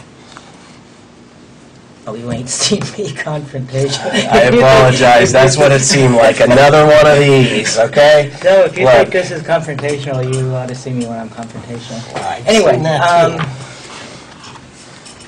too. Okay. At any rate, so you called me here to... I called you here originally to speak about the missing paperwork, which obviously has been solved or found or filled out, I should say. And everybody in this room knows that the only thing or object or part of the town that was influenced by that lack of paperwork is me. Mhm. Do we all understand that? That paperwork was only from my pay, that you guys don't pay, but nevertheless. That's what that paperwork was, as opposed to this lots of paperwork missing. It wasn't all that much paperwork missing. Okay, I apologize for saying that. I Yes. thought Karen May had also had suggested that the fact is that there's other, as far as the grants and she had said if the paperwork isn't up to... Who spoke to her? Did you? She sent a copy of the email to me. I have the copy of the email. Yeah. Okay. And it just says is that if the paperwork isn't submitted, then if the town has grants or the monies to be reimbursed for items that are purchased, that can't happen until the paperwork's put in. I mean, that's a statement of fact. That is a statement of fact, and in the past, that paperwork has always been filed at the end of the fiscal year. I think with the new administration that we have up there, the $5,000 that we always get, and Sally told me that it came automatically, that discretionary $5,000 has always just come, not this year. That form that I filed for the reimbursement for the one item that has been bought and the only item that's going to be bought, always got filed at the end of the fiscal year. That's the sign? That's the sign, yeah. Mhm. So it's always been the end of the fiscal year. It's never, it could be quarterly, it could be semi-annually, it could be whatever, but we've never done it that way. So it's just a change in expectations on their part without communication to you. Precisely. I mean, and the $5,000 is, I'm saying to Sally, I never asked for it before, and she goes, well, I never did either. Nobody has ever asked for it. Nobody's supposed to have to ask for it. It's written in statute that each town gets $5,000 a year without any ties to it. That's for postage, for any supplies or anything else that the towns need to get. And as I said earlier, this is my language. I wrote this language, so I know what the intent of this legislation is, but I don't know if it's a change in administration. There's always, there's always this, the state doesn't like handing off this money, even though it's not their money. That money is provided by Vermont Yankee. The state doesn't like handing that money off down to these people, and that's where they've come up with all of this jumping through hoops, which never had to be done, by the way, at all. Anybody who's been around, anyone who serves in these 10 towns and as emergency management directors know that they don't get paid enough money for the work that they do. It's a ton of time. I wrote the language saying that they get paid to begin with. So I will call Jeanette White tomorrow morning and make sure that all of this is straightened up. But the only reason why it goes to the treasurer's office is because the state needs a pass-through. They can't just pay these people because they're not employees of the state. So they do it as a pass-through because they're volunteering for the towns that they work through. So we'll clear up that paperwork stuff, believe me. I think that I really, it all started with a generic email to all the EPZ towns. This is not, Dear Vernon, you got to screw up EMD. That was not what the email was. Sally, being Sally and meticulous, gets on the phone with Karen May Smith. Karen May Smith tells her about this paperwork without Karen May Smith saying, it's a nets pay paperwork. That's what was missing. That did not come through in that email that got circulated to all of you and is now a public document. And with all due respect, I may have made some mistakes, and once or twice in my life, and many, many times this past year or two. No, it was the I hear a sound, that's I'm what the EMD, I listen to sirens, I did too. I thought maybe you So- thought I was ignoring you. But so, this was not a mistake. The paperwork that was missing this year was filed on February 19th last year. And it was filed on February 28th this year. And I got paid my whole thing at the same time last year. So nobody's trying to bamboozle the town. This is all new. This is new to me, new to Sally. But the insinuation somewhere along the line is that I'm messing with the town and not doing my job without anyone talking to me. I mean, if that's the case, please call me on it. I own my mistakes. I own my errors. I always will. Talk to me. I mean, what's, hi, Annette, what is going on? This is so weird. This is what Sally said. Not what Karen May Smith said. This is what Sally said. We all know that it's not Sally, it's all of it. Talk to the person involved. I mean, is that so complicated? You know where to find me. I can't drive at night. So, unless I have a chauffeur, I'm a captive audience till daylight savings. So anyway, back to what you would, and P.S., you are the first chair that has ever even cared about what's going on with what I saw on the agenda today. That's all I was trying to accomplish tonight. And I'm gratified by that. I mean, it's your job. You had IP1. All of you chairs had IP1. You should be doing that, and I'm grateful for it. I have no issues with this whatsoever. I do have issues when my name is smeared on a public document. That's all. So, let's talk about cross-training and Point taken. Whatever. The biggest thing that really came out in the conversation I did have with you on the steps was that, extenuating circumstances have entered your life. Precisely. Recently. Precisely. Additionally, I think the last time the town had what could be considered a townwide, not emergency, but something that should be looked into, the 5-day power outage. Right. You had extenuating circumstances occurring at that point as well. Now, this happens to everybody, believe me. It happened to me last year. I don't hold you at fault. I'm not trying to blame you. I'm not trying to insinuate anything. But what I was wondering, because this is originally my background before computers, was contingency planning. Right. Well, you have IP, so in answer to the question, if something is not going on with me, it's your job. Right. Because you got IP1. But I am in no way trained or knowledgeable enough to do what you do. Yes, you are. You follow the IP. I don't think it's as easy as that. And I'm just going... But, I mean, seriously, I have IP too. I'm not in charge of this. I may have this title, but I'm not in charge of this. Well, my curiosity or my question to you is, why don't you have a backup? You're supposed to be it. I think that's the point of this whole conversation. By law, the select board chair is the head of everything. But wasn't there like an assistant EMD? Weren't you an assistant to Al Chesley? Never. He trained me after Anita Parker blew up. Literally. Then I was... Nobody wanted to do it. I mean, we had nobody here, nobody in this town wanted to do it.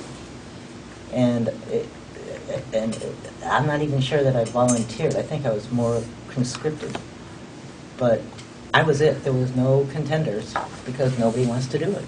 It's a lot of work. It's a lot of hours. There's no question in my So, mind that no, it there's is. never been an assistant. I mean, just like you said, I'm IP1, or we're IP1. When we had the power outage, I didn't know that I needed to do that. Okay. I don't think you want to hear what I'm going to say next. I think there's, at the same time, is that I think Mike's got a good point in that, when you take a look at, I'm in a 4-duty rotation in the emergency plan, right?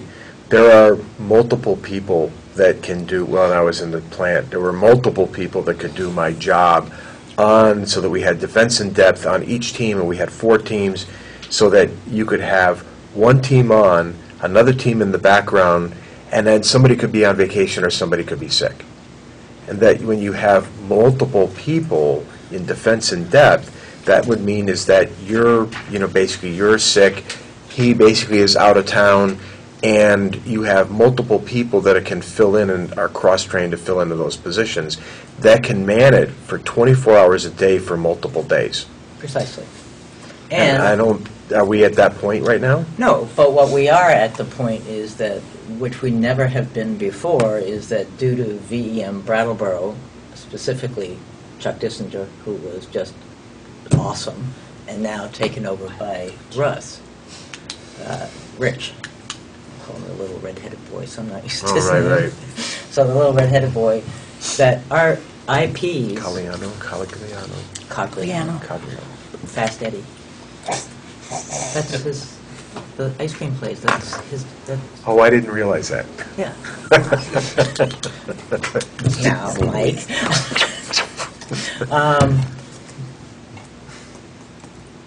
I have run a tabletop drill that they said to us, we only need radio communication, we need a radio check, we need a fax check, we need a phone check. And we have run a drill in there with 3 people. The whole shoot match, we did it for how many hours? 3.5 hours? With 3 people. I believe that that staff is well-trained enough that that could be done, mainly because of Brattleboro, Vermont Emergency Management, that the IPs, I mean, with all due respect, it doesn't take a high IQ to follow the IP. What takes a quasi-IQ, not high necessarily, but is that it just practice. You've been there. And believe me, between now and the 3rd of May, there will be practice. That I guarantee you. Of course, if people come to meetings, that's even handier. But see, Patty is now on full-time, Mike, in answer to, and she's going to do backup rat officer, and she's going to do backup me, and she's going to learn transportation, and we have a new person in transportation. There really isn't enough to do in a normal drill. No, and it's not the drill that I'm worried about. It's The event, there's not enough to be done. I mean, the fire department, which PS has, I wish that it hadn't been called out, because one of the cross-training things I was also thinking about, not intra, but inter. We have gone through this time and time and time again. Why do we have to arrange our own CPR research? You know, all kinds of stuff that the fire department is doing, the police department doing. We've talked about this a million times. Can't we all just do it one time? We could. It was Why an don't we? open. I thought it was an open session when I did the training last time. Nobody told me. I mean, we have to be notified it's happening before we can do it. And, you know, because of the fact that if you want some, I get calls every time there is an event, any kind of event. And today, last night and this morning, there was an event, in case your sellers didn't notice. God, I don't like it. There was a lot of water. By the way, we're doing on the 16th. I'm doing a bloodborne pathogen training at the Governor Hunt House, starting at 7 o'clock. So if your people need basically bloodborne pathogen training. Well, one of us does, which is probably me, and I haven't had it in like 5 years, so it would be awesome. But that's the kind of thing. It's like, yeah, take it or leave it, but this is what's happening. What is it? Bloodborne pathogen. When? It's the 16th at the Governor Hunt House. There's also a training calendar that you can, 1900. 7 o'clock. Come on, get up to speed. You're on emergency management now. Well, she always has been, but she's never been around. I've never been around. So Patty's there. We have, you know, we having more people. I think it can be done. You guys were always on the list of the backups. And on the I've been told is that my first responsibility is Vermont Yankee, and I cannot. Right, but I get out have of been that. told by Mike McKinney that if push comes to shove, in a non-radiological. Oh, in a non-radiological, Then- non-Vermont Yankee related event, You're there. I'm there unless I end up getting called out to support on the EMS function within the fire department. Right. And Well, it's not just you, it's, you know, it's all of you. You know, all 5 of you. I mean, you are in charge of this town. and he's depending on what happened if an event came up with the fire department and he But needed don't to forget, drive. without the fire department, I'm nailed. Right. You know, I mean, That's the I don't have point. any men, you know. That's the point. But I don't have it. I mean, I'm never. What? You want me to form an EMT fire department? And No. That's not can't what I'm do saying. That's what I'm saying is that if you need some more men, that, Or women. or women, people, is that you advertise in the town newspaper specifically the type of resource that you want. Because there are some people in town that, if they are here, could help support. I mean, you look at, there are some volunteers that are retired What are we talking about?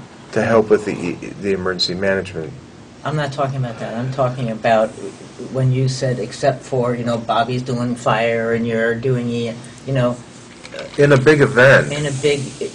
there's a really good chance. If we had a tornado come through, EMS and fire are finish going my to be... sentence, please? Okay, go ahead. Okay, is that somebody called me and said, oh, do you shovel off roofs as emergency management? And I'm going, no. That's not what we're here for. I mean, we're not here. We're here to stay in that place, get everything going for whoever is in command, which is not me, and it's not you. There will be an incident command person, and it ain't you, and it ain't me. But we need to have that team that knows what they're doing available for them. I mean, ICS 100, ICS 200. I mean, that's...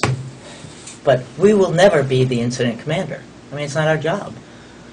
I'm not the incident commander, and neither will you be. There will be somebody. And P.S., as you well know, if there is any kind of nuclear event, FERMAC and everybody else, there's going to be 5,000 people in Vernon.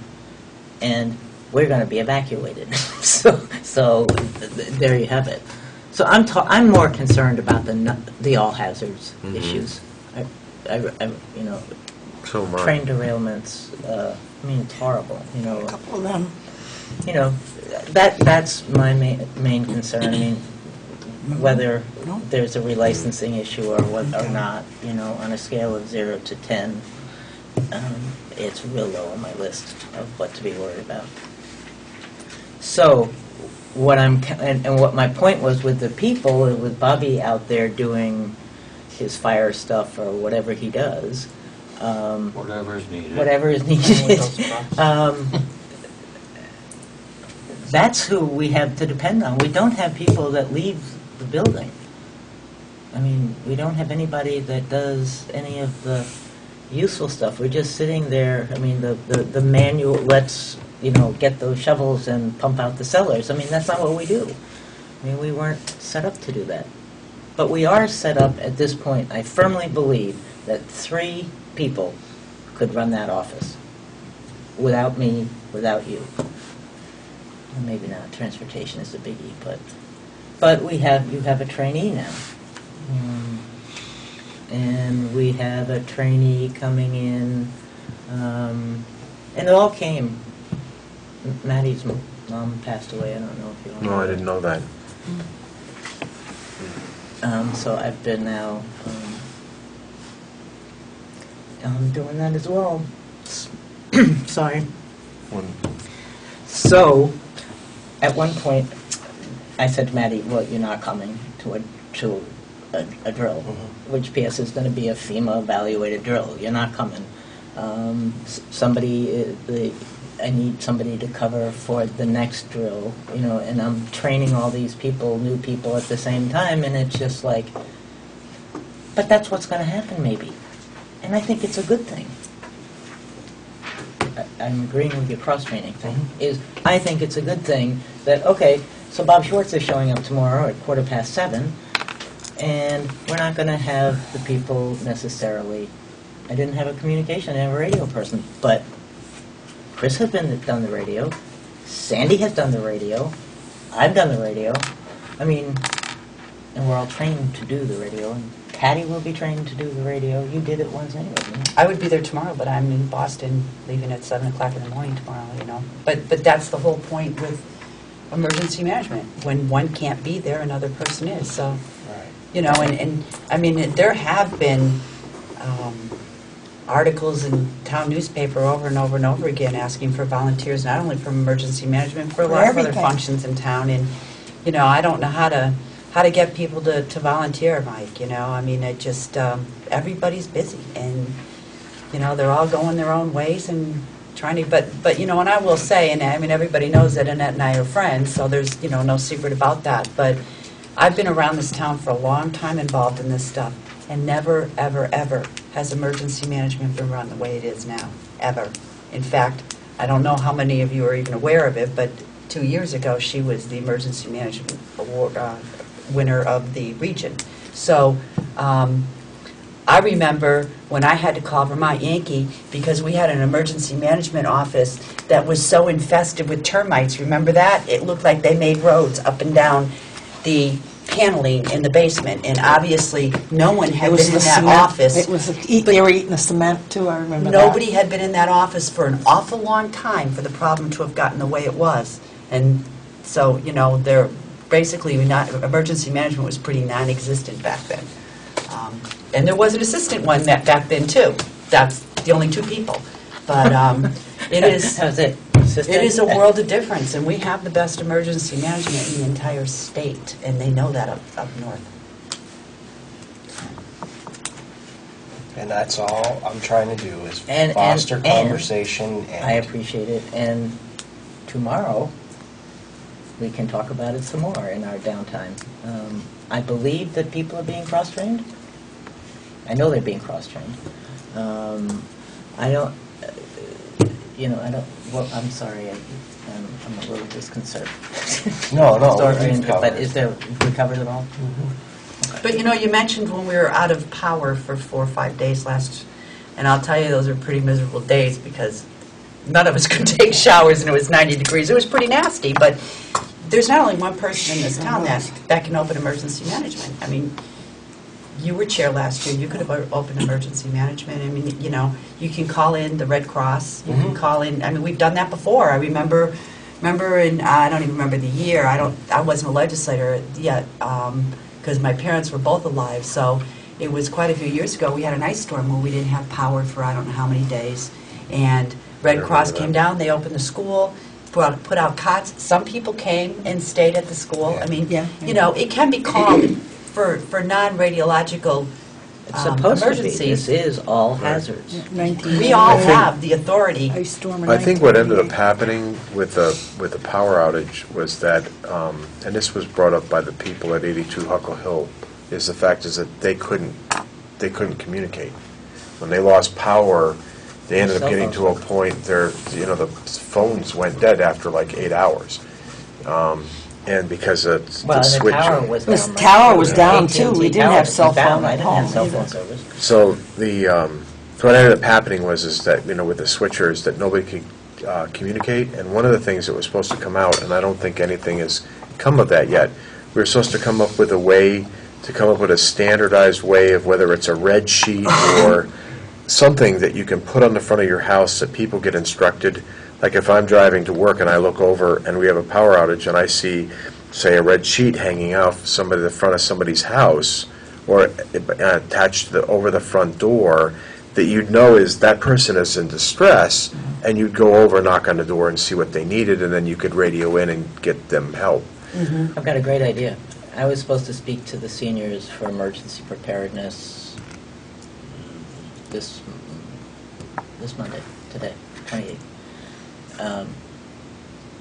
No, the week before, 28th, it canceled because of the weather. Then I was supposed to do it at the end of March, but they got a more interesting person in. So, which is more interesting. It's somebody that has some connection to Jemima Toot and has a bunch of stuff that belongs to her. So I would rather listen to that than me too. But I am scheduled finally for at the end of April. So if you guys could come up with something and address that, then I'm going to have all the seniors there.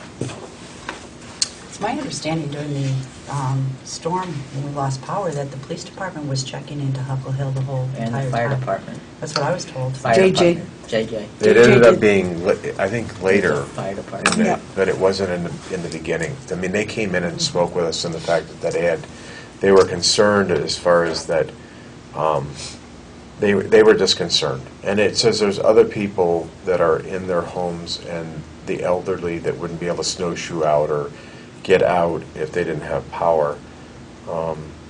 so what they were asking was just a standardized way, and it would have to be something that was put into place that PD and the fire department and everybody would buy into, that it would be something that we'd all be looking for, as when we're driving down roads, that we'd be looking for a specific sign from a house, and then it would be into an article as well as information, an article in the newspaper that could communicate that as well as other I information. put that in, all that stuff in there. A lot of people don't read the newspaper. I know that's hard for you to believe.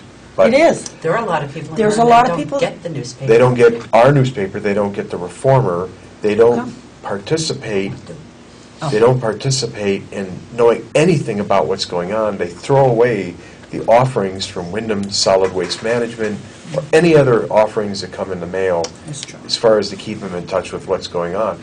So they're living in basically on their own, But and look at that's their look at the choice. seniors Their choice, now exactly. who liked what you guys did and what we did as for the emergency preparedness stuff, and they want more. So that's a bonanza. It's the first time ever that they've asked. Right. So it's upward and onward. I mean, it's ongoing, and it takes something like, and a PS, it wasn't 4 or 5 days. I don't know how to break this all It too was- gently. It's getting bigger and bigger. This last power, it's Yeah. 48 hours. Huh? There's 48 hours. Yeah. I who said said- five? I didn't have power for I 3 was going to say, days. it wasn't only 3 that- They days. don't like you. Yeah, oh, that's right. You know what, Southern, It we was- were at the very end of it. We didn't have it until It was the 'cause of 3 you. days. Yeah, I thought it was It was- Tuesday, it was Wednesday two- night, and Thursday. It was like, it's 48 hours total. It was Yeah. 48 hours. Because But I had arranged for the getting I thought you were making talking the about the telephone ice call storm in 98. about That was getting the transformer 2 in, days. and that transformer was in, it was on the second day that they called but specifically.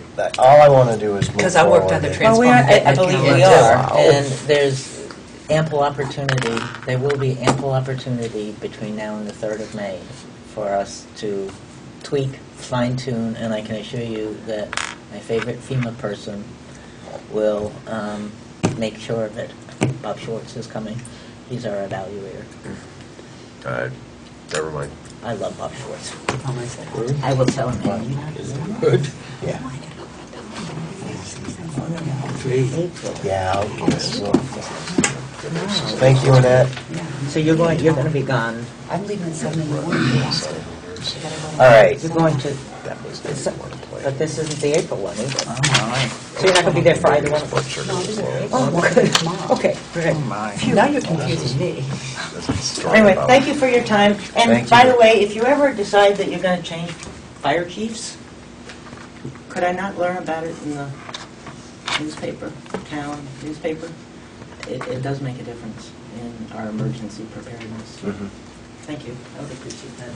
Anyway, thank you so much for your time. Thank you, Mike, for doing this. I think it was a really good idea. Sorry for the hostility at the beginning.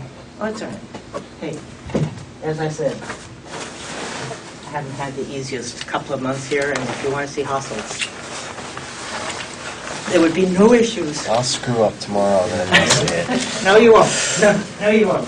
Well, Betty is going to be sitting there taking copious notes. She did that last time. She's She's going fine. to continue to take copious She knows notes. what she's doing. Thank you. All right, select board goals moving forward. We've hit our 2.5 hour threshold, so let's just think about. And I think this is just far too encompassing to do tonight, but critiquing last year and talking about what was right and what was wrong and what can we do to make it better and how can we be more effective and what do we need to put that plan into action. I know what we want to do this year. I mean, we've seen some instances tonight where we have to finish the personnel policies. That's a huge one, but we can't get bogged down on the little stuff like we did last year, and we have to learn to communicate more effectively with everyone we need to communicate with, as well as with ourselves. You know, and I blame a lot of that, Mike, on email. I think, I know I'm from a different generation than you guys, but email can be really cold. And when you write an email and you send it out, sometimes the perception of the person on the other We end know that reading one. that email is so different than what the intent was of the email. And that, I think, is where we get into the biggest problem. Because, I mean, I did read these emails going back and forth, and I'm going, knowing what I know, what is going on, you know? So I think right away, people get offended because there's no expression, there's no tone in an email, you know? So I think that we have to... Can't read the people's face. Right. Exactly, and so I think we need to be really careful about that. I think that's probably my biggest concern. Yeah, but I isn't can't tell you how the many reaction times to I've an done- email is on the receiver's Because of how I put it, personal yeah. filters, how the person is receiving it, their individual filters. So if they get upset, it's like that's a precursor, and the fact is that that's them, that's not the sender Okay, necessarily. let me put it in a different way, Mike. When people are volunteering their time for this town, or people are employed by this town, they're our most valuable asset. And I understand that we all have different personalities and we take things differently, but my main goal and objective as a member of this board is to make sure that we are not in any way offending people who work very hard for our town. And if we have to be careful how we're writing our emails to make sure that that doesn't happen, then maybe that's a good point. And I am going to take part ownership in the fact that I may be offending somebody who works really hard for this town.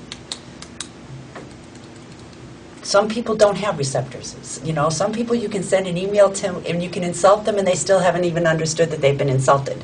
I get that.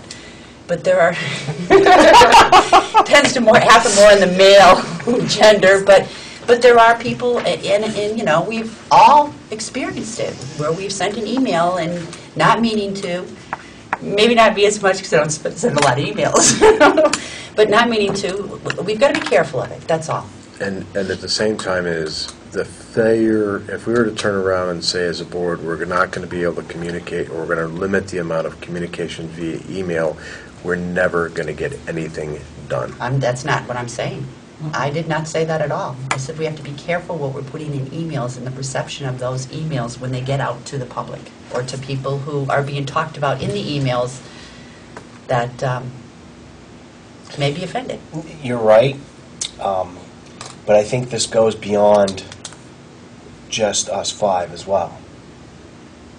I mean, I think at one of the leadership team meetings, whatever they're called these days, I don't know, that this is a subject that comes across for both sides.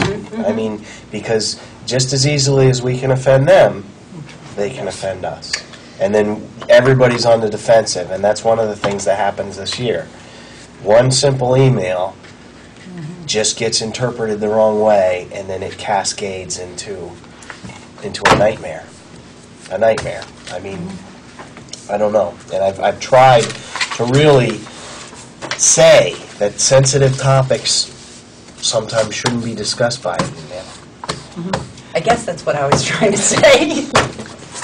My only thing is that information. If one of us have information, we should be sharing it with all, not one keeping it, or two sharing it together, or whatever. And I don't mean, you know, you have a right to talk to each other and, you know, well, I feel this way, this is my opinion, blah, blah. But I'm talking like Joe Schmo ran across the street and he took half the building with him. It's not right that one knows it and the rest of us don't. We should be involved in, I know that's kind of a stupid scenario, but, you know what I'm saying? But we If all somebody need took to the police flag out of each other here, I on mean, that. yeah, we do. We absolutely do. I'm just Mr. as Hammond. guilty. One thing that I have said, done my reading with, that I think the select board needs, and I'm not calling offense to anybody, somewhere posted, because it gets forgotten, is that, well, like with Velco here, the lister should have been notified, even though it really has nothing to do with us, but it does, because we're in evaluation, and thanks to Jeff Dunkley, we got a value on a piece of equipment that's going in.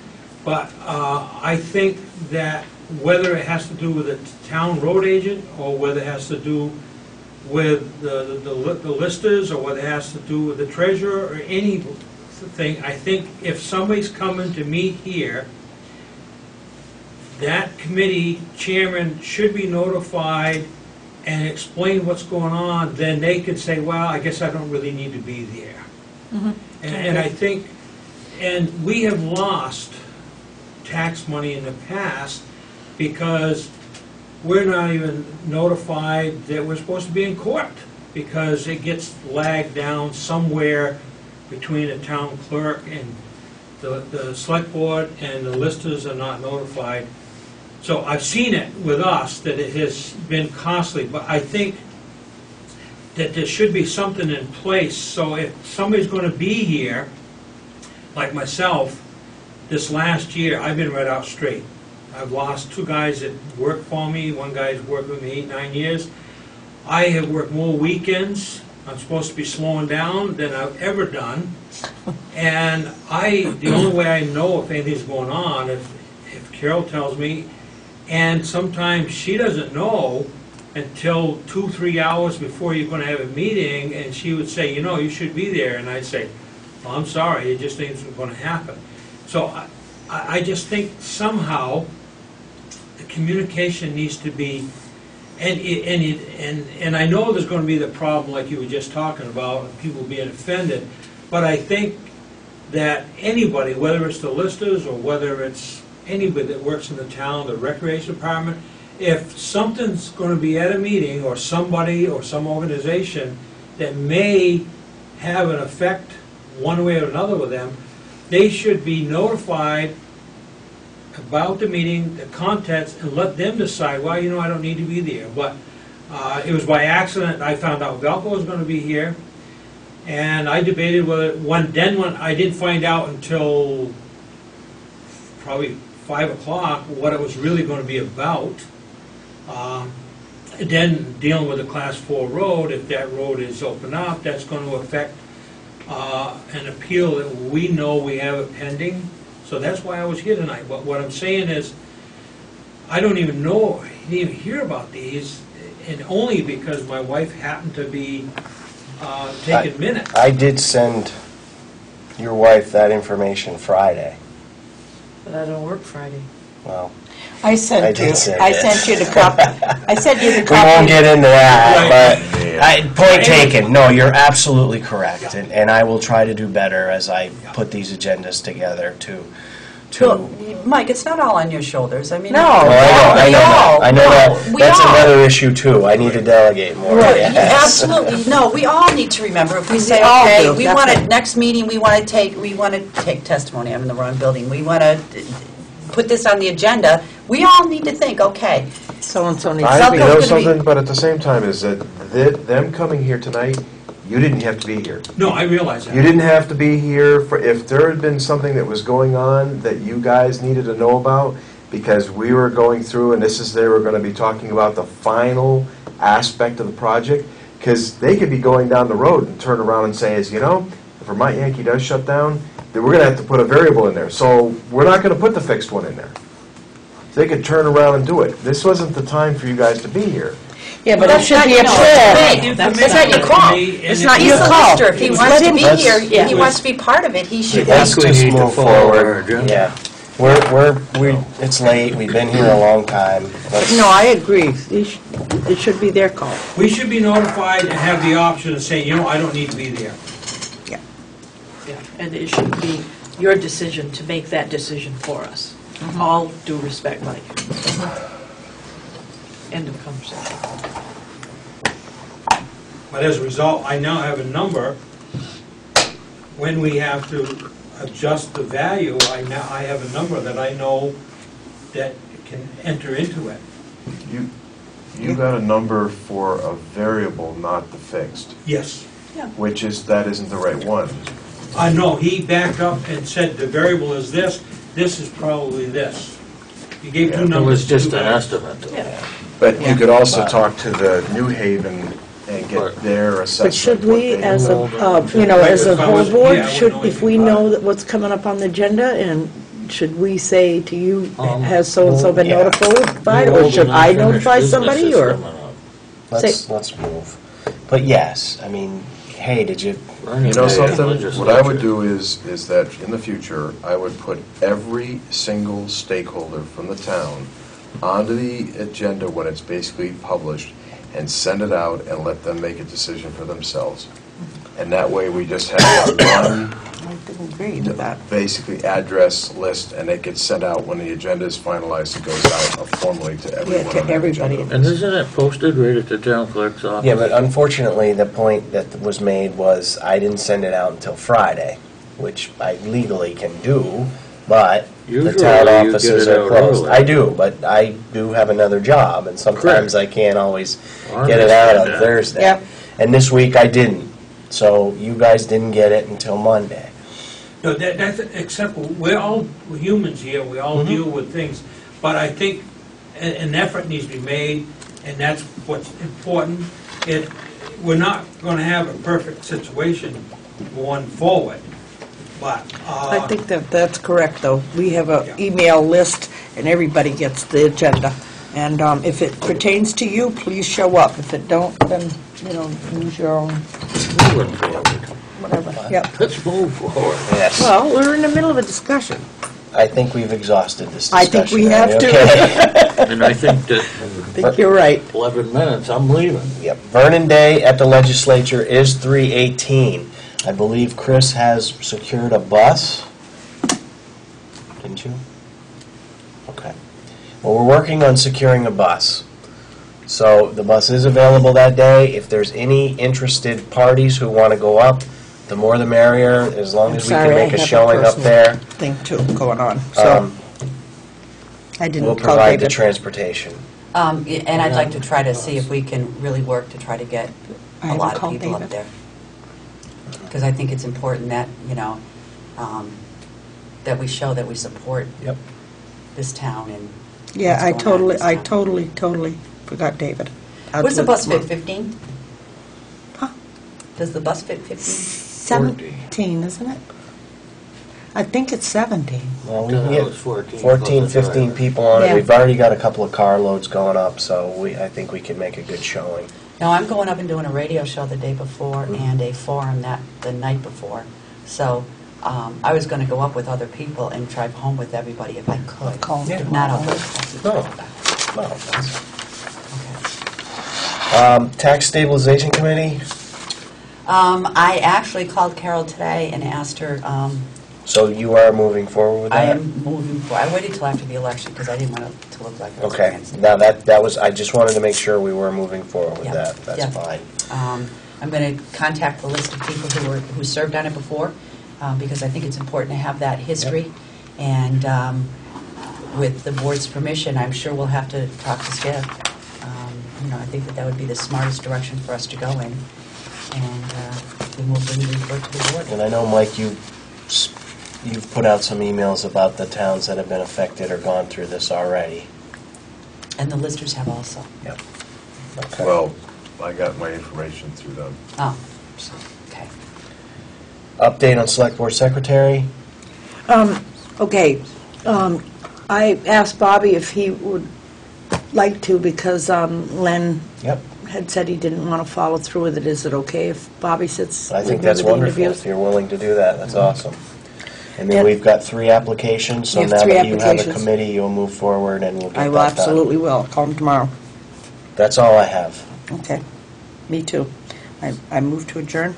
Does anybody else have anything? Second. Second. It's been moved and seconded to adjourn. All those in favor? Oh, Aye. is there any discussion? Okay, I guess the ayes have it. Good job, you got out of here at 9.